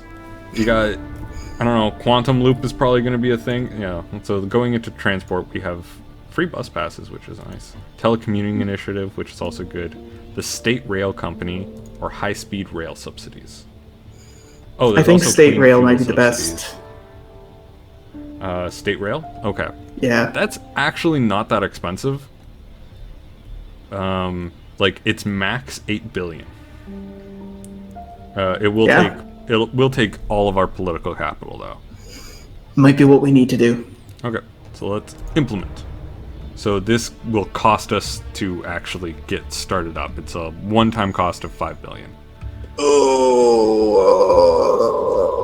fuck it. So as soon as you do that, it doesn't matter what level, you're killing the private rail industry. But I also really like this. If you drop it to the bottom, you're making money. But if we increase it to max, this increases our productivity, increases our rail usage, makes socialists happy, and like a whole bunch of other stuff. It decreases unemployment, trade unionists are happy, capitalists are pissed, but I don't give a shit about them. It also reduces our poverty. The thing is, if we make this move, it directly implies that we need to work hard on making money soon, like right after this. But this might be an investment we have to make and then fight off that debt and deficit. Yeah. So it just depends. How much benefit versus cost do you want? Oh, I think we go full investment. Full investment? Okay, cool. Yeah. And I do like, so the reason why they have it set up by country is that they have specific factors by country. Like I saw one of the updates was a tweak to the rail industry and car usage, taking into account the Canadian Shield. So they specifically tweaked it because of Canada's Canadian Shield affecting how we travel. Oh, absolutely. Yeah. And that was one of the things I was like, oh, I just thought they just threw in some numbers. Well, and what I don't think people realize when it comes to like Canada and the genuinely, like, we should really be thinking hard, even though it's kind of an 18th century idea. Like, we need to be thinking about rail, because have you ever noticed that our population is kind of in a long, thin band from like coast to coast? Yeah, like genuinely. It's well served by rail, don't you think? Yeah, rail is genuinely one of the best things that Canada could invest in, because even quite simply here in like Ontario, we have a rail line to Toronto. Every rail line goes to Toronto, and then from Toronto, every rail line can take you across the province. Yeah. You can get to Montreal in a couple of hours. The worst. It's mostly a matter of knowing in advance when you're going to buy it, because train tickets are way cheaper earlier on, but they get real expensive closer to. Yeah, they get real fucking expensive. It's rough. Anyways, what are we doing? How's the recycling campaign going? So it's still in the middle of being implemented, because it's going to take a little while to do stuff. Anything else we can do to get a bit more cash in? Let's see. So we have our increase on tax. We can't increase tax this turn because we have no political capital. Graduate tax. Internet. Maybe there's some policies we can cut. Empty homes tax. Now that hurts the rich, but it also decreases socialism. Car tax. That'll piss off motorship. No, let's put that down for now. Based Cobra. Fuck it. Build a lava moat on the U.S. border. I'm down. It's a method. Keeps the COVID out. So we have things like quantitative easing, which doesn't really do a whole lot, but will affect our currency strength, and fucking inflation is. Oh no, we are not fucking with quantitative easing. Let's see, what else can we do? Well, we can look at our subsidies, so things like the marriage tax allowance. Well, in the healthcare industry, we got a lot of things with red circles around them. What does that necessarily mean? So these are just the issues. So we have the start trigger and the stop trigger. So when it goes above that start trigger, that's when it becomes an issue and we get these negative effects. When it goes below the stop trigger, we no longer have those negative effects, just sort of gamified situations. And yeah, the things with red circles is that we just can't afford them because we don't have enough political capital. Fair enough. Let's see. So what else do we have? Like, we can look at some situations in the public services if you want. Since we have a state water industry that doesn't really work too well. So we can also look at our expenditures, obviously.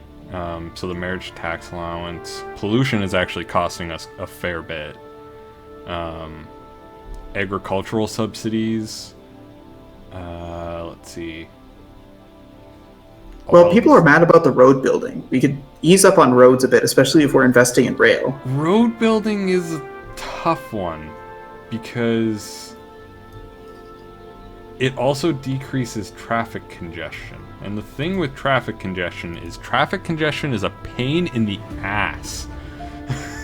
See, Canadian geography reduces traffic congestion a lot because we're all spread out. So this can cause an event that's gridlock, which pisses motorists off a lot. Yeah. And car usage is one of the worst things. If we can decrease car usage, that would help a lot. It would make motorists happy, simply because they will have less traffic congestion, less people using cars while not hurting motorists will make them happy. Are we subsidizing the auto industry in any way, shape, or form? We have an electric cars initiative, which is costing us $1 billion. Other than that, we don't really subsidize much.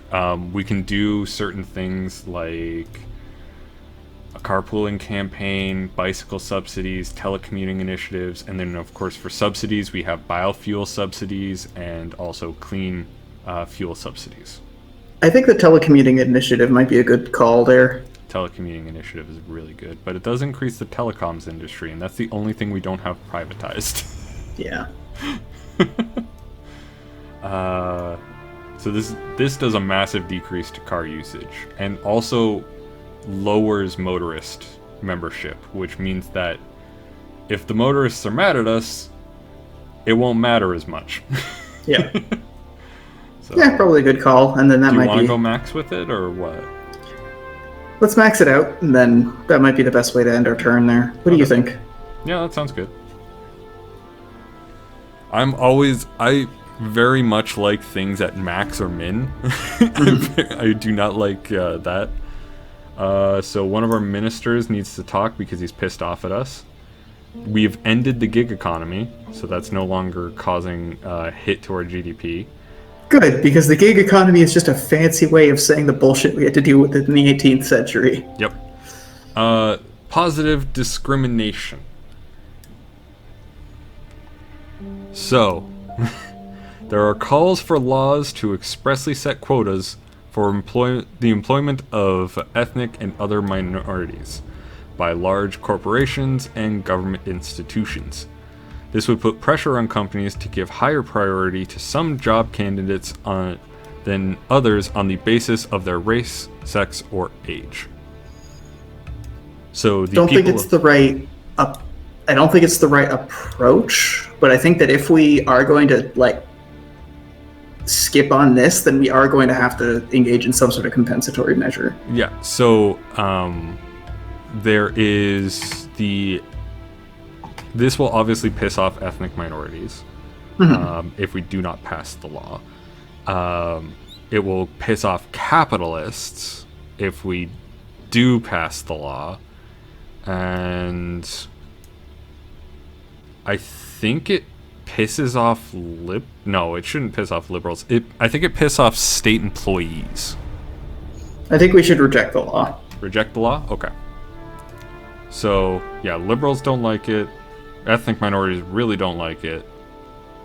Liberalism membership is definitely down.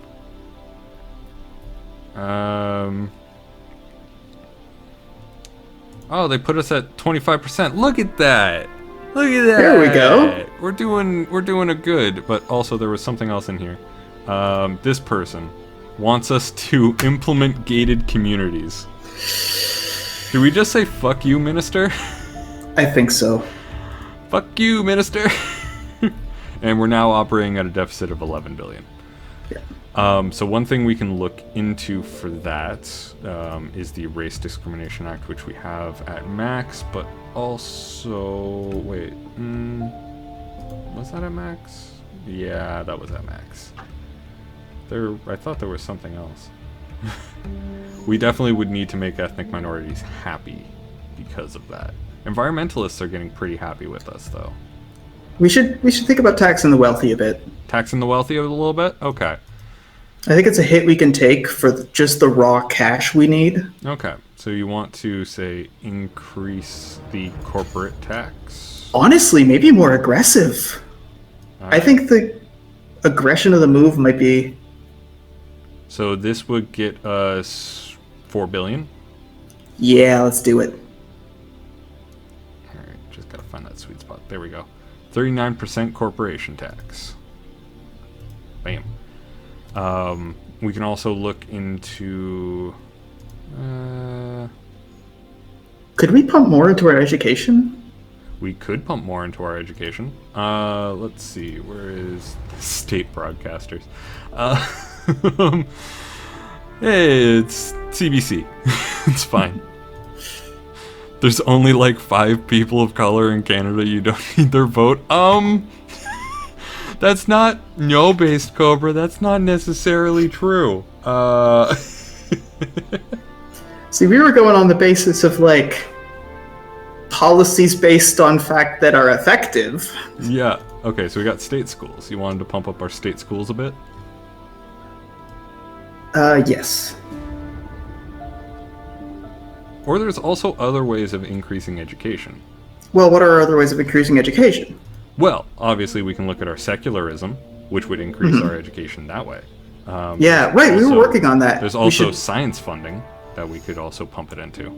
I think science funding is going to be important for the healthcare and the environmental stuff. So this makes state employees really happy with us and increases our GDP quite a bit. Honestly, that might be the move. So you want to go max with this? It'll increase the cost by about $2 billion. What do you think? In general, I think this is really good. Increasing our technology increases cybercrime, but also increasing our technology is a really good way of increasing our productivity. Yeah. So I am a fan of this. This run is way too logical. What? We went into this being like, so it's okay if people start yelling at us, right? Like we literally went into that being like, so if people start yelling at us, it's okay, right? We're allowed to yell at them back, and we're just like, yeah, it's okay if we yell at them back. It's allowed. We're going into this planning an argument. Yeah, let's argue a little bit. Let's get punchy. People always say that politics is controversial, and then the second you start talking about policy, everyone's bored and uncontroverted. All right, I think we've done enough this turn. Yeah, we've done enough. We've done enough. Another thing to decrease racial tension would be increasing community policing. I'm a fan of community policing, even though I made fun of it earlier. See, that is actually the one where it's like actually concretely based in fact. Yeah, a self-governing community will be fine. You want to pump it up? Yeah. Okay. But then I think that's the end of what we're doing this turn. That's 100% the end of our turn. Although that didn't cost us any political capital. It doesn't cost you any political capital to raise. That's hilarious. We should have raised that a while ago if it's going to be free. Low corruption praised. Yeah. Excellent. Because of our spy network. Alright, so we still are operating at an $8 billion deficit. That's alright, we're just gradually getting our margins up here. I want to look at... There's still a threat, but they have minimal membership. Like, all of these have minimal membership. I think we just disregard for now. Yeah, like, that really doesn't seem like a major thing. Increasing community policing increases racial tension? No, it decreases racial tension. Community policing, racial tension goes down. Racial tension being low is a good thing. We want that to be as low as possible. Alright, we need to keep taxing people. We need to keep taxing people? Alright, let's see what governments need money to function. Frequent flyer tax, luxury goods tax. Wealthy I think the luxury good and the frequent flyers might be a good one, especially to try and get off of oil more. It really doesn't net us a whole lot. Guess they never heard of George Zimmerman? Oof. Punitive tax on superstores. Now that is potential. Basically, this is taxing the corporations, which... Let's do it. Also, there's capital gains tax, which basically no one likes. Except socialists, apparently. Well, our government needs money. That's what we need to be thinking about. Punitive tax on superstores. So environmentalists really enjoy that. Socialists really enjoy that. Car usage goes down from this. Good. The self-employed definitely like it because they're able to run stores now. Mm-hmm. And capitalists fucking hate us. Capitalists are gonna fucking hate us. Hey, he's conservative, not capitalist. I'm sorry, socialist conservative is just get fucked. Conservative ideology is just get fucked. Alright, so how we doing? We need to make more money. We need to make more money. So in order to do that, we can look at the things that are getting us income and get more income out of them. Maybe we should crank up that tobacco tax a bit more. Crank up the tobacco tax? Okay. Yeah, maybe a bit of tobacco, a bit of alcohol, a bit of recreational drug. Okay, we can't increase it right now.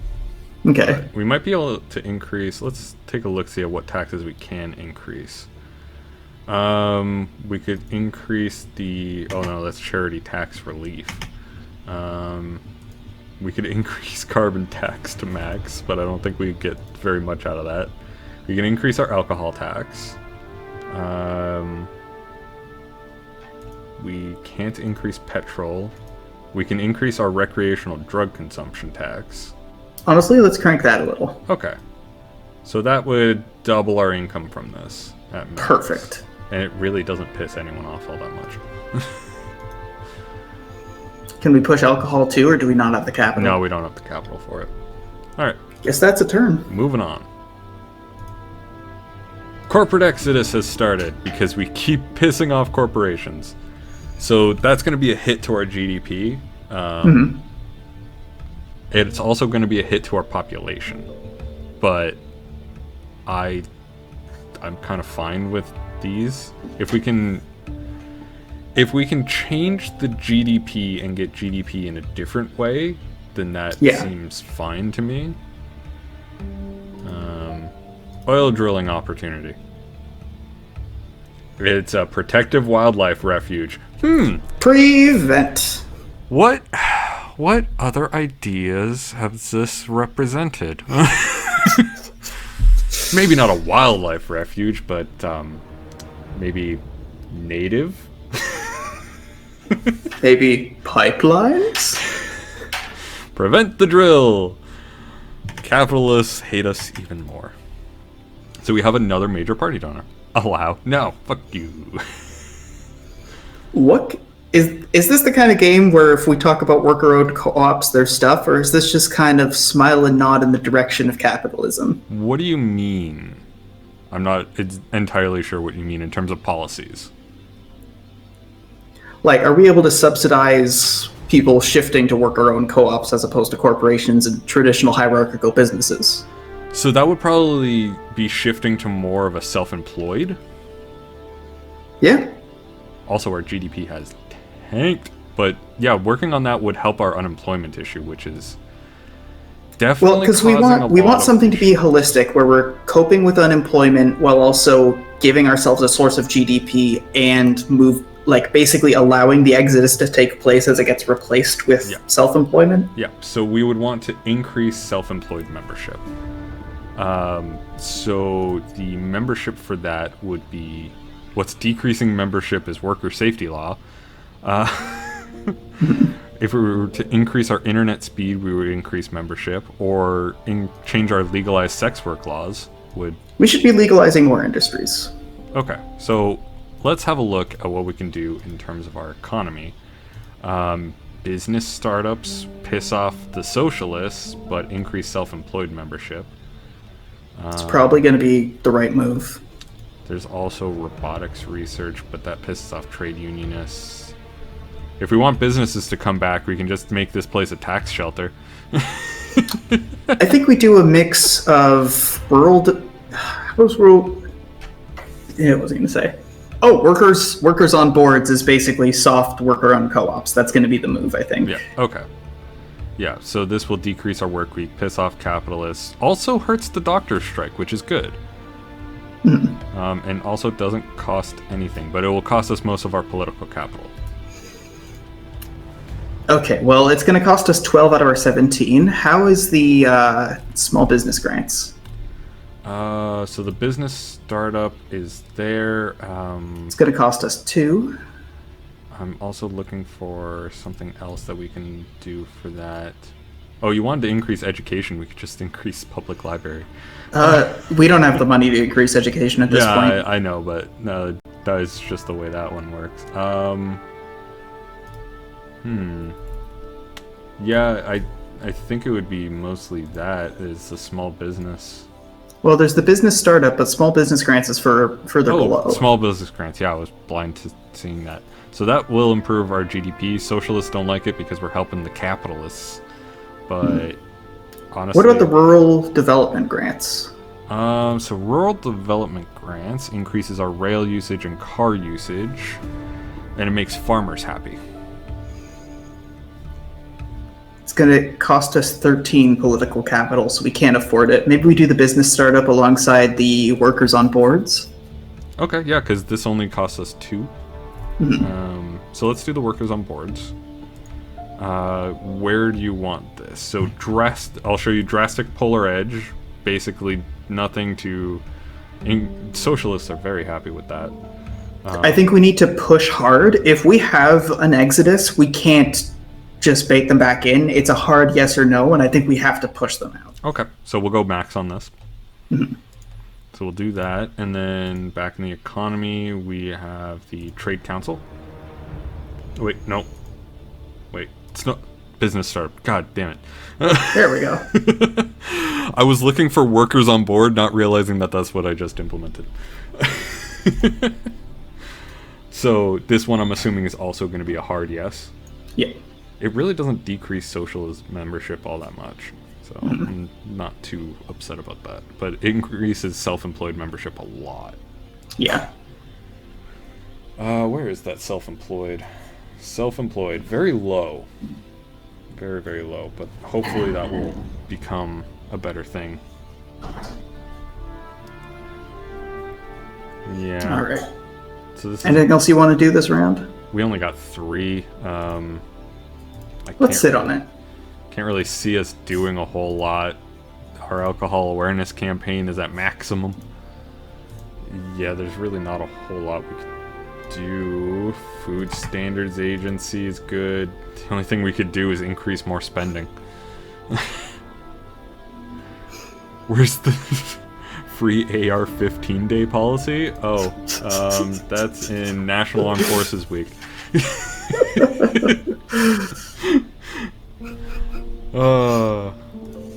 We could... How are we actually doing for that? What's our... Oh yeah, my achievements. Viva la Revolution. And intergalactic socialism. Space communism. Let's see. Where the heck is that data? Nope, that's not... I don't know how to get to that screen. God damn it. There it is. Okay, perceptions. Yeah, we are not a strong leader, but we are also incredibly trustworthy and compassionate. Yeah, I think we got to sit on that. Yeah. And I'm just more curious about our fundraising. That damn Chad totalitarianist movement. Maybe we gotta work on that strong leader stuff. Do some political stuntery. Yeah. Is there an option where we slap Jeff Bezos in the middle of a dinner? Let's see. So we can do a media stunt for that. What do you think slap Jeff Bezos would do? What do you think that would increase? Compassionate? Big dick energy? Strong leader then. Okay. Strong leader media stunt. Strong leader media so stunt. this will cost us political capital. I love be interviewed while jogging. All right, we got 3. Yeah, so we can't. What can we get with anything. 3? We can't do anything with 3 for that. Okay, putting it off. We could be filmed watching the A Sports team play. Oh my god, that's what Stephen Harper did when he just had Netflix on the screen. Yeah. I too enjoy streaming services and TV shows. Gestures at a TV screen with his fucking Lego hair. God, he really does have Lego hair, doesn't he? Alright, well, okay, whatever. We don't need to do anything. We can push. We can end our turn, I think. Okay. How's our stability? We are very stable. And our business confidence is super high. Somebody said Also, Trump and sleep with Melania sounds like strong leadership. Is that an option? Honestly, from all accounts, I feel bad for Melania. It sounds like she's just kind of in hell. I've heard mixed reports of that. Like, she's the first lady from a conservative government, so like she's living in a lot of privilege, but at the same time in like that Handmaid's Tale gilded like baby stroller way where you don't actually have any power and you're just sitting there smiling in front of a crowd for like 16 hours a day. Yeah. So we have ended pollution and ended cyber warfare. Good. Nice. That'll be ending cyber warfare is going to be a huge boost to our GDP. But now there is a new situation imminent, which is international tax evasion. Okay. So apparently our technology is increasing that and our corporation tax is increasing that. I'd say that's going to be past the start trigger next turn. This is also something that I haven't seen before, which is interesting. Speed limits. A major motorist pressure group has lobbied the government to get speed limits on the major roads raised. These speed limits were set many years ago, and both car speeds and braking performance have improved since then. Yeah, fuck it, raise them a little bit. Yeah, let's raise those speeds. We go vroom vroom. From the chat, she lost over some Christmas party planet. Yeah, like basically just that was the outburst. Was like there was an audio recording of like very much like a deeply humanized moment of like I've never related to Melania Trump more than her going, I have to put together this fucking Christmas party, and no matter what I do, they don't like it. Ban speed limits. Ooh, yeah, everything's the Autobahn. School zone, Autobahn. Autobahn! So we're now in a $16 billion deficit, and we're almost at $100 billion in our deficit.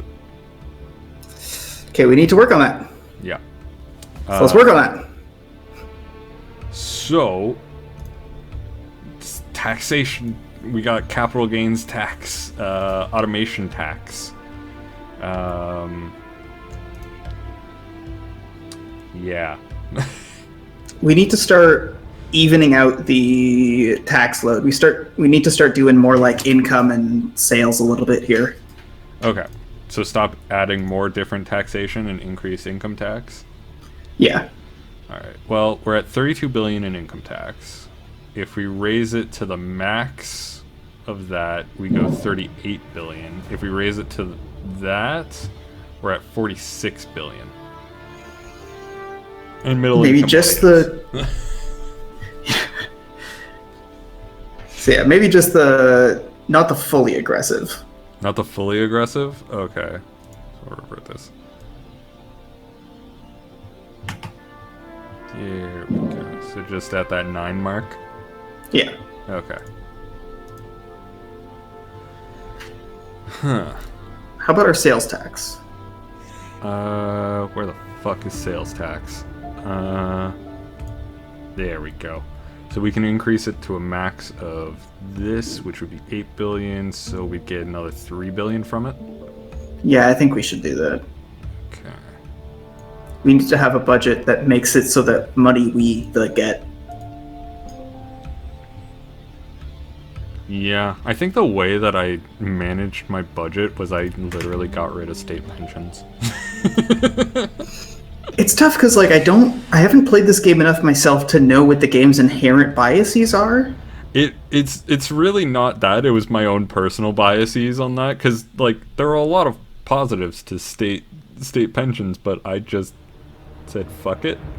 Yeah. Yeah. Yeah. I also had insanely high taxation. I think the start of it, I cranked it to max income tax and just went crazy. It does seem like the predominant sort of bias in this game is like an anti-radical one. Like, no matter what it is, it doesn't give you hard concrete policy changes. Well, it doesn't give you more holistic ones. It doesn't give you... I think the major point of this game is to simply... I think all they're doing is presenting a middle ground point of view where they implement all of these policies and make sure that they check, because they have fucking data for this shit. Yeah. They look at so much goddamn data to see how one thing affects another. And then they just kind of show that, like, there is no perfect society. Like, I think that's the whole, like, point of this game, is that there is no perfect society. You will always have problems and someone will always be unhappy. But it's how you manage it and make that less shit. I think that's the major point of this game. But for now, we steal from the rich. For now, we steal from the rich. Yes. Steal from the rich, give to... Well, it comes back to the rich in the end. But then we steal from them again. Steal from the rich until we are the rich, and then they steal from us. So, our popularity is on the rise. Oddly enough, we have capitalists still as our major party, whereas socialists aren't. Poland is perfect? Sure, bud. How's our budget doing right now? How's our budget doing right now? Yeah, did we turn, or are we at the end of our turn? Oh yeah, we have to end our turn. I just like looking at statistics. Oh, what is it, Samuel McDonald? Richest companies pay no tax. So they just didn't pay us tax this year, apparently. Okay. So we are now at 8 billion.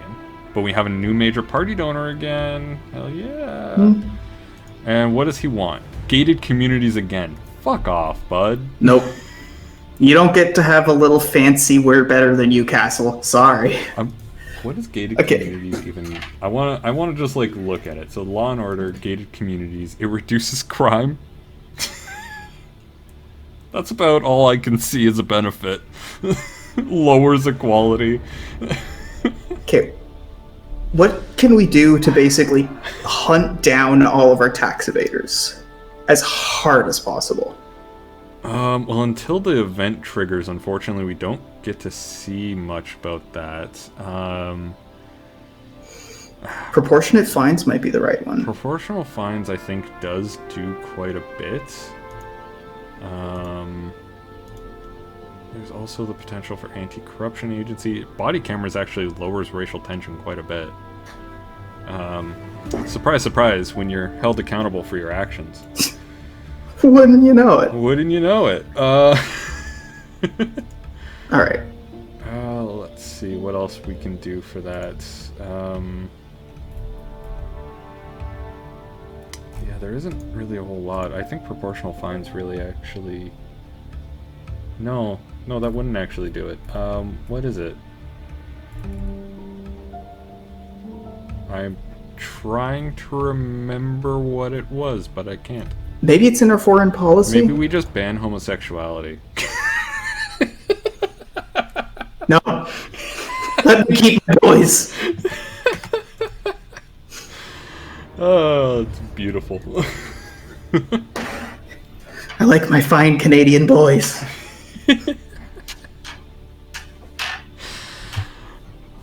You guys in Canada IRL? Yes. We are Canadian. Which is why we did this, because it's less like, we're gonna make America great by enforcing our ideals on them. We're just like, no, we're gonna change our own country. Because fuck it. It's our country. We have different same problems. Yes. Stamp out racism week. No, like we need to hard push to pursue the tax evaders. Yeah, I'm just trying to... I don't know which ones would actually do that. Well, the anti-corruption agency is there. Yeah, the anti-corruption agency, I believe, would do something, but I don't think it's... What Well, so you're waiting for an event to trigger that gives us an option? Yeah, so if the multinational tax evasion triggers, we'll then be able to see how the policies affect it. That's one of the major things that I hate about this. If we were to just search,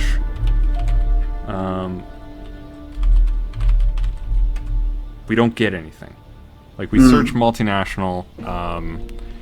If we were to search for evasion, we don't get anything. We can't see what's causing the trigger, and we can't see what is hurting the trigger. So we can't fix those problems until it's an issue, which is my main gripe with the game. So maybe we save a lot of our political capital from this turn. Okay. And look at what excess expenditures we have. Okay. So we have our state pensions, health service, rail, state schools. Military spending is something that I always get to. Yeah, we should cut it. It is not doing anything of particular use for us at this moment. So, one thing that's funny, because it's true, is if you increase it enough, it starts helping our technology. Yeah, nothing fuels like your research quite as much as overwhelming fear. Yeah. So this will save us about $4 billion. Let's do and it. Cost us over half of our political, but that's not too bad. I think that's just the move we do this turn, and retain the rest for when we need to start doing aggressive pursuals. Yeah. Environmental protest is gone, which is good, because I love the snark on this game. Environmental protests increases traffic congestion. The level of snark in that statement from the game is just like, holy shit. So our minister resigned because we wouldn't implement gated communities.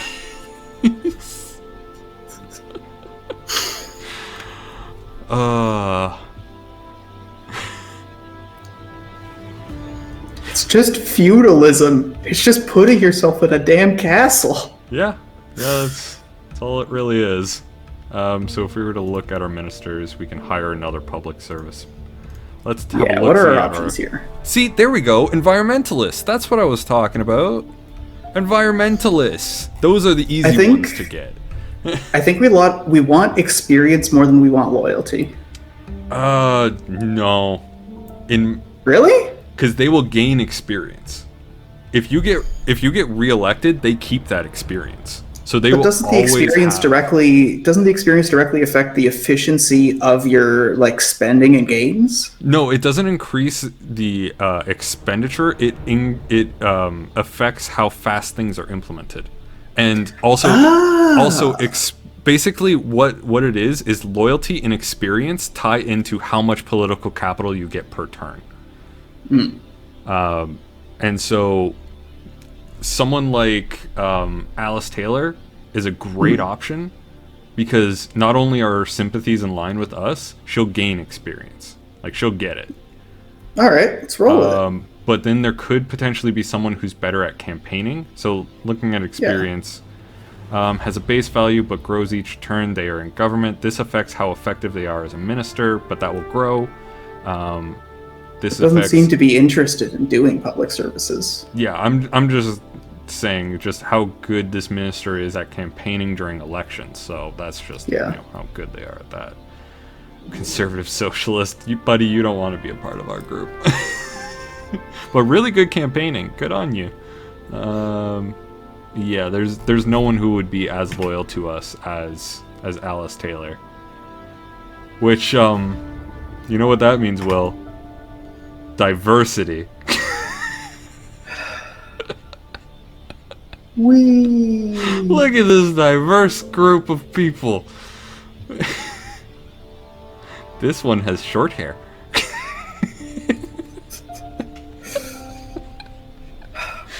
All right, let's status report.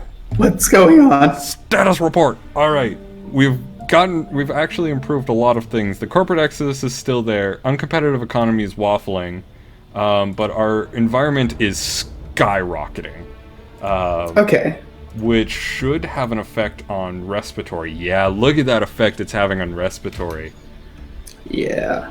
So if we could decrease car usage and tobacco usage, that would help a lot in that regard. But we no longer need to hard stem prioritize cells. there. Look how cheap stem cells is.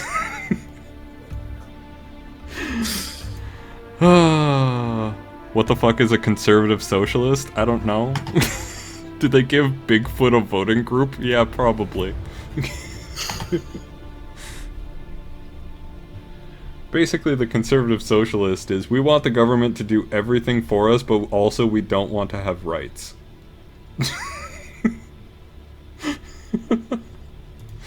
I feel like a conservative socialist is just bailouts? Yeah. It's bailouts. It's bailouts.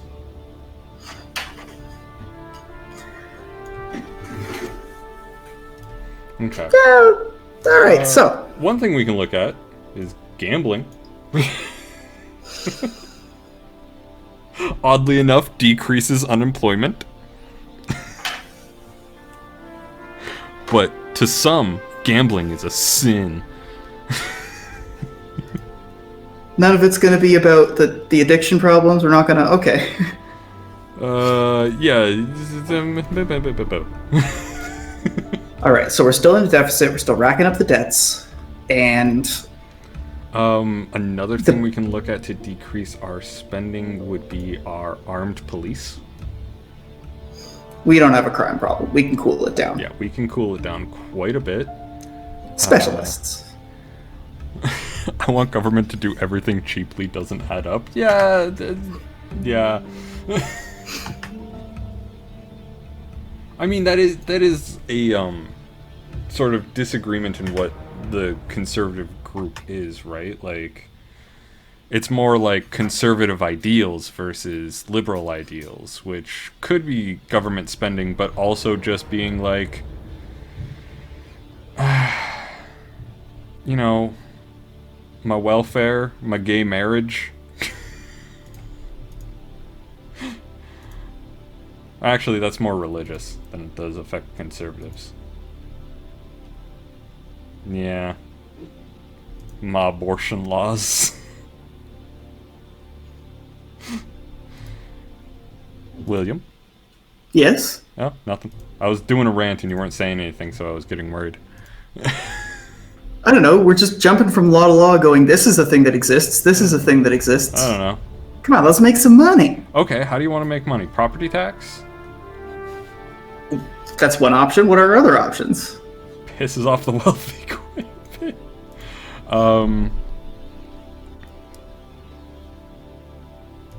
Yeah. I don't know. Like, our expenditures, we've cut that. Road building would be $1 billion we could cut back on. But it'll piss off motorists.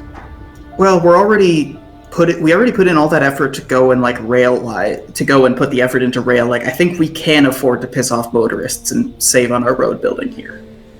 We're decarifying. Yeah, what's our motorist population? Our motorist population is still pretty damn high. Yeah. What's causing our motorist population? Like, what's causing that? Traffic congestion is increasing motorist population. Okay. If we increase the petrol tax, it would actually reduce motorist population. Alright, let's do it. It will also reduce car usage. Perfect. So that'll cost us 22. Or do you want to go to the 11? I think we do the 22. Okay, so that'll get us... Because we have 25 and then we can sit on the rest. So that'll get us about $1 billion. Mm-hmm. Okay. And yeah, we're getting a shit ton of political capital to turn. Like, that's loyalty right there. That's what loyalty gets you. Yeah. Multinational tax evasion, finally. So, we got corporation tax, sales tax, and our high technology is causing people to go to other countries to avoid taxes. Okay. Do you need to add a chaos game mode? Yeah, they could just add a chaos game mode. So we still have a $10 billion deficit. Sorry, we're whittling at it. We're doing the whittle. Yeah, we're doing the whittle. We're whittling it down. So nuclear test ban. The United Nations is pushing for your country to sign a treaty that would ban us from carrying out any nuclear weapons testing for research purposes. We're Canada, we could easily sign that. Yeah. Geopolitically, there's absolutely no reason for Canada as a country to have a single fucking nuke, honestly. Yeah. Our geopolitical climate, it makes no sense. It's at this point, it's one of those things where it's just like, yeah, Big Brother United States has the nuke. And like, let's be real, they don't need it too much either. So with the corporate tax evasion, do they end up giving you an option that's just like simplify tax and reduce loopholes? Because, like, specifically, I know that in Canada, the issue is just that, like, we have a million potential ways that you're able to stack together your tax credits kind of thing. Good. Canada has a raging hard-on for non-refundable tax credits. Yeah.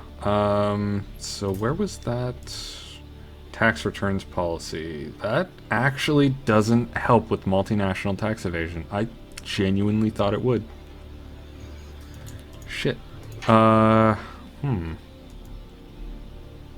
that is having a not as big of an impact as I thought it would. It's pissing off the socialists, but it's making more people socialist. Well, what's the thing that we unlocked here that we now have the option to do? Well, we didn't unlock anything to like deal with this. It's just now we're able to see what affects us. So due to our high taxation, we now see that. But I can't really see anything in the law and order that would deal with this. Can we? This might be a little weird, but maybe we can slightly roll back the carbon tax? Well, the carbon tax won't have an impact on the multinational tax evasion. It is purely corporation tax and sales tax that is causing this. Well, so, and our high technology. But in the game, what is the game simulating that's going to affect our multinational tax evasion? Is it just corporation in-out? tax and sales tax? Like that's what's, because they are so high, it is causing that multinational tax evasion. Like in this corporation tax, if we were to lower this, it would drop. Like that's just proportionate on that. How much of a drop can we go for to make sure that we are getting them to actually give us the money that they owe us? So that looks like we would need over 25. We would need about 25%, which would be a lot. A lot on this. So this is currently at 17%. And this is currently at... We would need to eliminate corporation tax and sales tax. Otherwise, we just say that people are tax evading. I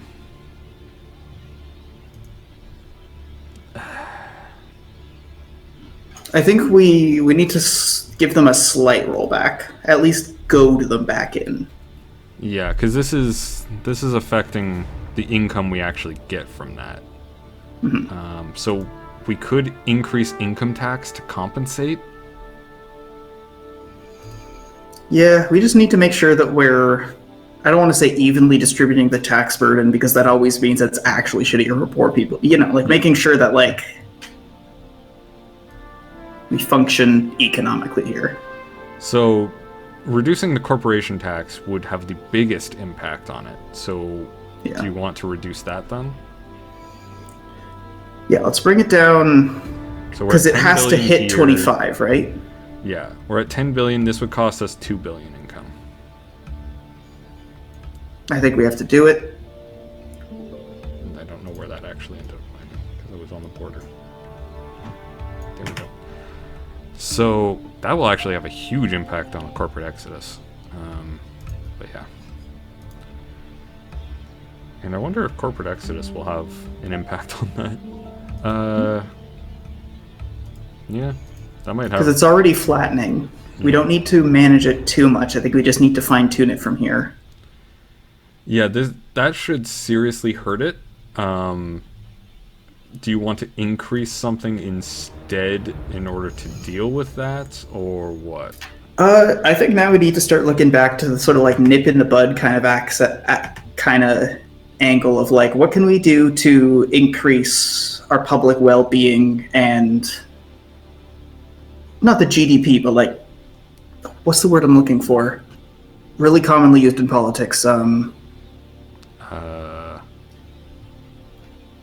Like literally how good your life be. Okay, so the general well-being of the people? The like your average human living development? situation. Yeah. Gotta pump it. And our business confidence?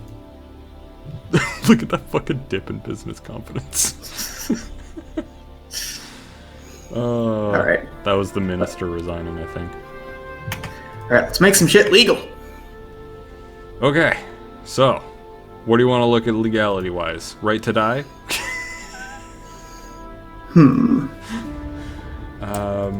What else we got? Let's see here. What can we legalize in terms of general well-being? We can look into public libraries. That would increase our education. That's probably a good call. Yeah. What about the technology colleges there? I'm assuming you just want this to max because, like... Yeah. Let's see... Public services... Oops. Technology colleges... Increases our education or technology. The state employees go up. Yeah.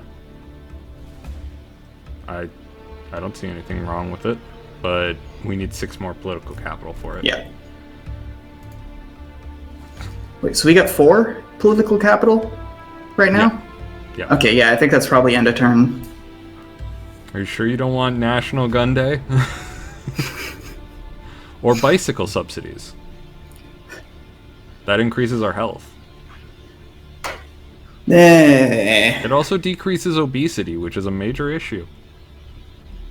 If you want it, it's all yours. It's either this or carpooling campaign. Carpooling campaign is cheaper. Carpooling campaign wouldn't hurt. Carpooling campaign it is. And that decreases it by 4%. Woo! Yay! Wow, that traffic congestion dropped with environmental protests. That's fucking amazing. No, it's because we've decreased car usage quite a bit because of the punitive sales tax and telecommuting initiative. And the end of the gig economy. There was a lot that happened there. Alright. Campaign speeches are available, so we are coming back to this. We're coming around to election time. Also, there is a female leader in the opposition, so liberals are happy with us. All right. Okay, so campaign speeches, it costs very little political capital, and we can make 4 segments to appeal to the population. These are not promises, these are not our manifestos. These are just words spoken. So, for instance, this will make socialists very happy, this will make capitalists very unhappy. And you have to look at their sort of membership and their current happiness in order to see if it's worth it or not. There are usually 2 free ones at the bottom. So motorists, we could make motorists really happy. What's going to be the best for what we expect our next term is going to be? Because right now we have to deal with that tax stuff. We have basically the tail end of the rail conversion that we need to finish committing to. But I think that's about it. I think something like this would be good. Making poor happy. It'll make wealthy a little bit unhappy, but they don't have much membership, so it shouldn't actually result in much. Yeah, that's fine. So, oops, no, not that one. That one.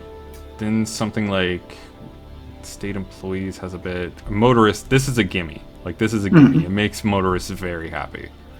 So we can do something like make liberals very happy, make the conservatives a little less happy. Conservatives have no membership, so I would say something like that.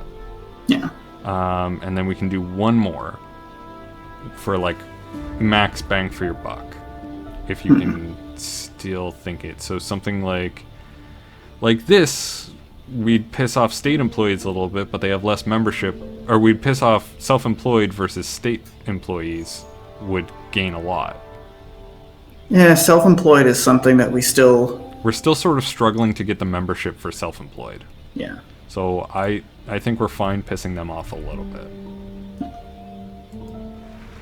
And so then you look at how that affects our population and our overall standing. Numbers go! The higher it is, the higher overall happiness that everyone is with the speech. Nice. Oh, look at them numbers. Yeah, Look at that's them why numbers. that one's like an absolute gimme. So motorists are happy, state employees are happy, liberals are happy, the poor are happy. And that seems to be a good thing. That can really increase your popularity on that. We now have 11 political capital. Not a ton. Not a ton. There's not a whole lot you can do at the end of an election year. Yeah, our deficit's still there. Our debt's still ballooning. Yep.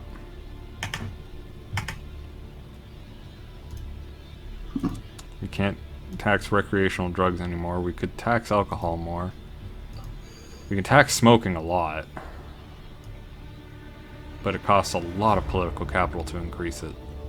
Yeah, let's crank it within reason, I think, the tobacco and the rest of them. So that'll cost us 8 political capital. That's our turn. Yeah, sure. Let's do it. That's almost a bill. Yeah, it'll get rid of the respiratory disease, maybe. Yeah. So, still time to build that moat. I don't think there's a moat policy. Actually, no, there is. There is a moat policy. We can build a border wall. Oh, I love this. I love this so much. It's so goddamn dumb. It's a beautiful thing. A beautiful thing. It is a beautiful thing. Alright, so there's a religious plot. The angels of heavenly justice, they don't have a whole lot, so I'm not really concerned about them. Honestly, I'm down to scrap it the day is full, dudes. I know, right? Alright, ban livestock imports. So one of our neighboring countries has had a publicly announced case of foot and mouth disease in its cattle. Oh, that's... I don't even want to call that an oldie because it isn't that old, but that's a deep cut. Yeah. That's a Canadian politics deep cut. Although the chances of the disease being spread to us is very low.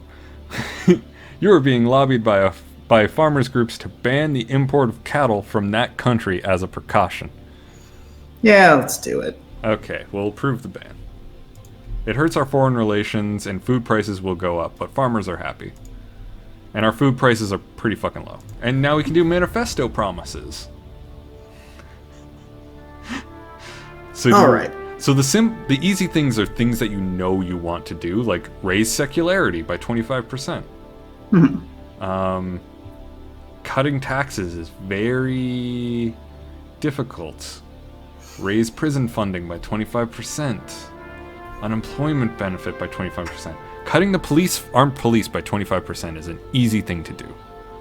Yeah, I think we throw the police. I think we throw the, what was the other one? Secularity? Yeah.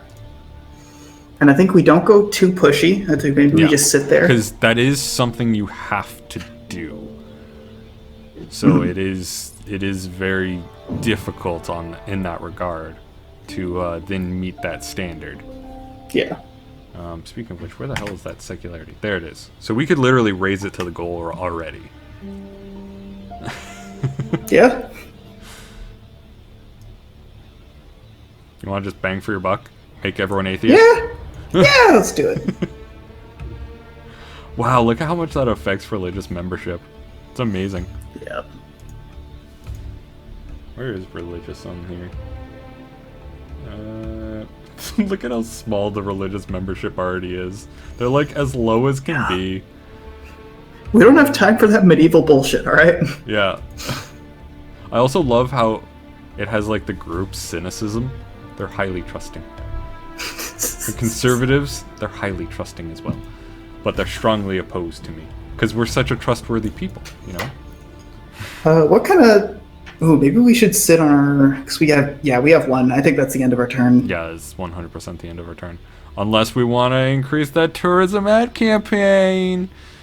Yay. Actually, one of the things that foreign aid does is it decreases racial tension.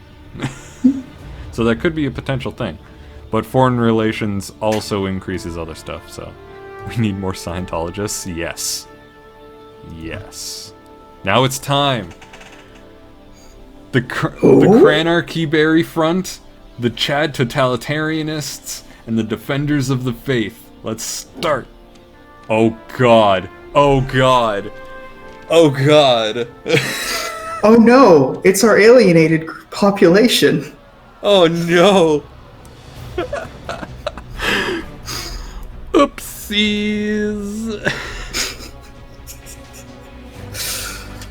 Alright, so things that we learned.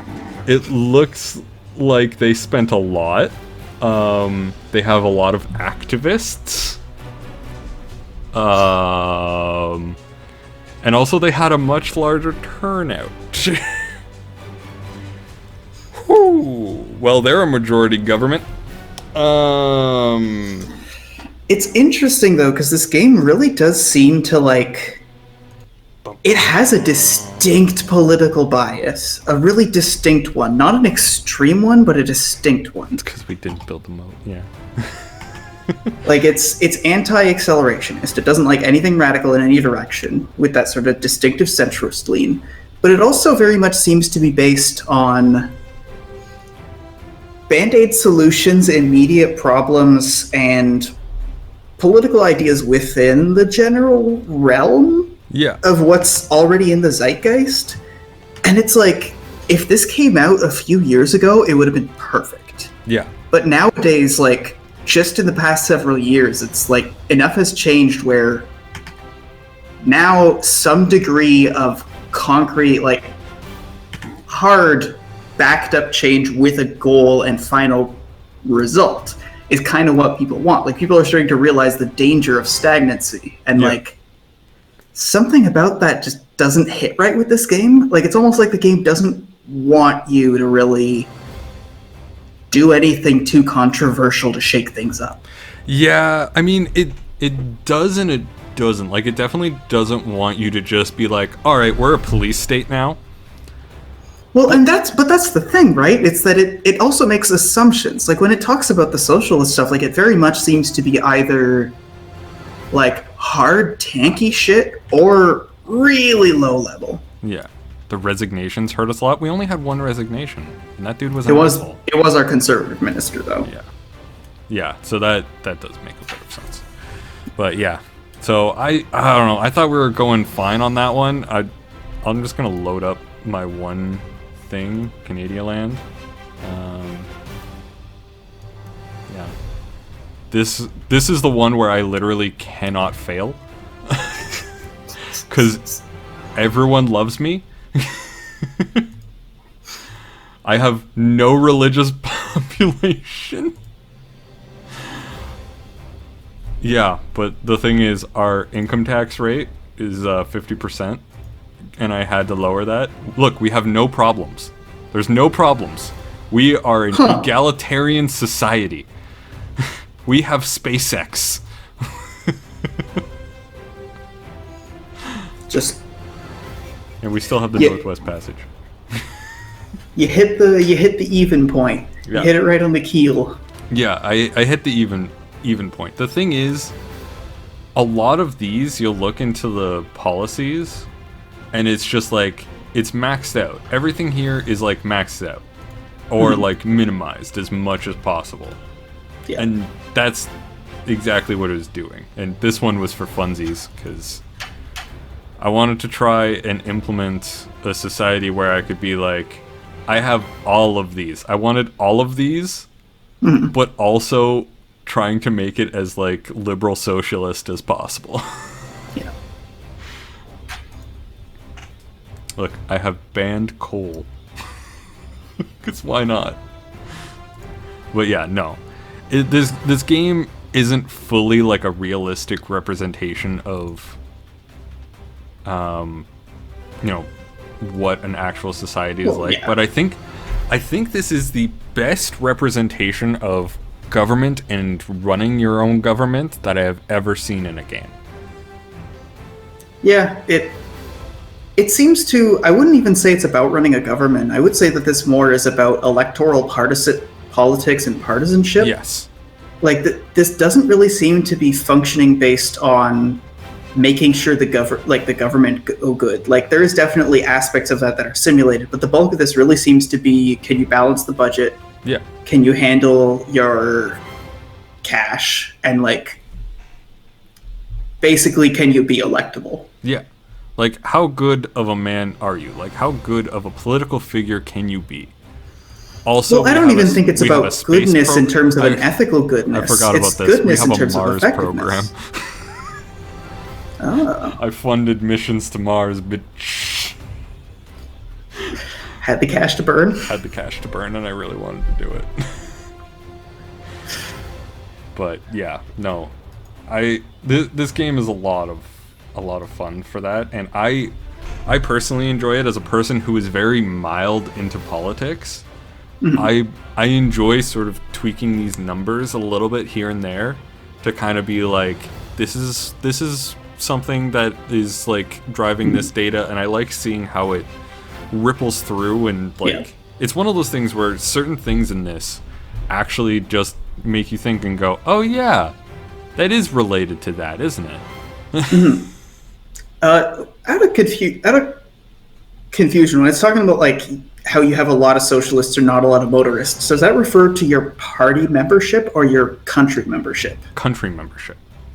So this interesting, because we had nothing from the conservatives or like anything like that until the election came and the party came in. Yeah, I'm kind of surprised on that one. Although that does kind of track with the reality of just like they're like, I and think in Canada especially, it's minority.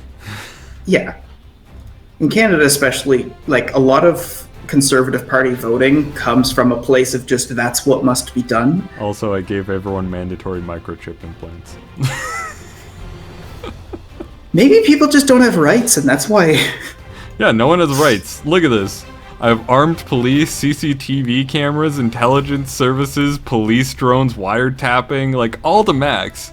The only thing that I would say is good on this is freedom of press. Like, literally, what this tells me is like it's the briefing in front of Trump or Putin every morning that says, "All good, no problems, we love you." Yeah. Yeah. Meanwhile, everything's on fire, and you're going, "I'm gonna push this button."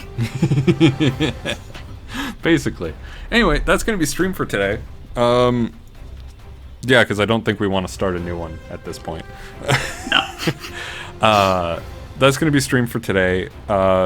Tomorrow is going to be continuing Halo 2 with even more goddamn chaos. We are finding as much chaos as we can in Halo, and it's beautiful. It's lovely. I love the glorious disaster that we've created.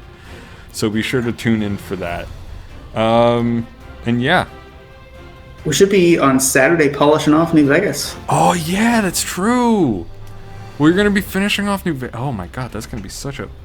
I don't know what we're going to do. I genuinely don't know what we're going to do after that.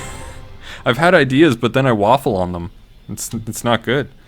Anyway, be sure to tune in for that, because that's going to be fun. We're going to be doing the first missions of New Vegas, because we never... Yeah, we put off good old Good Springs. So, yeah. Thank you everyone for watching. Thank you for all your support. See you next Yeah. time. Thanks for hanging out.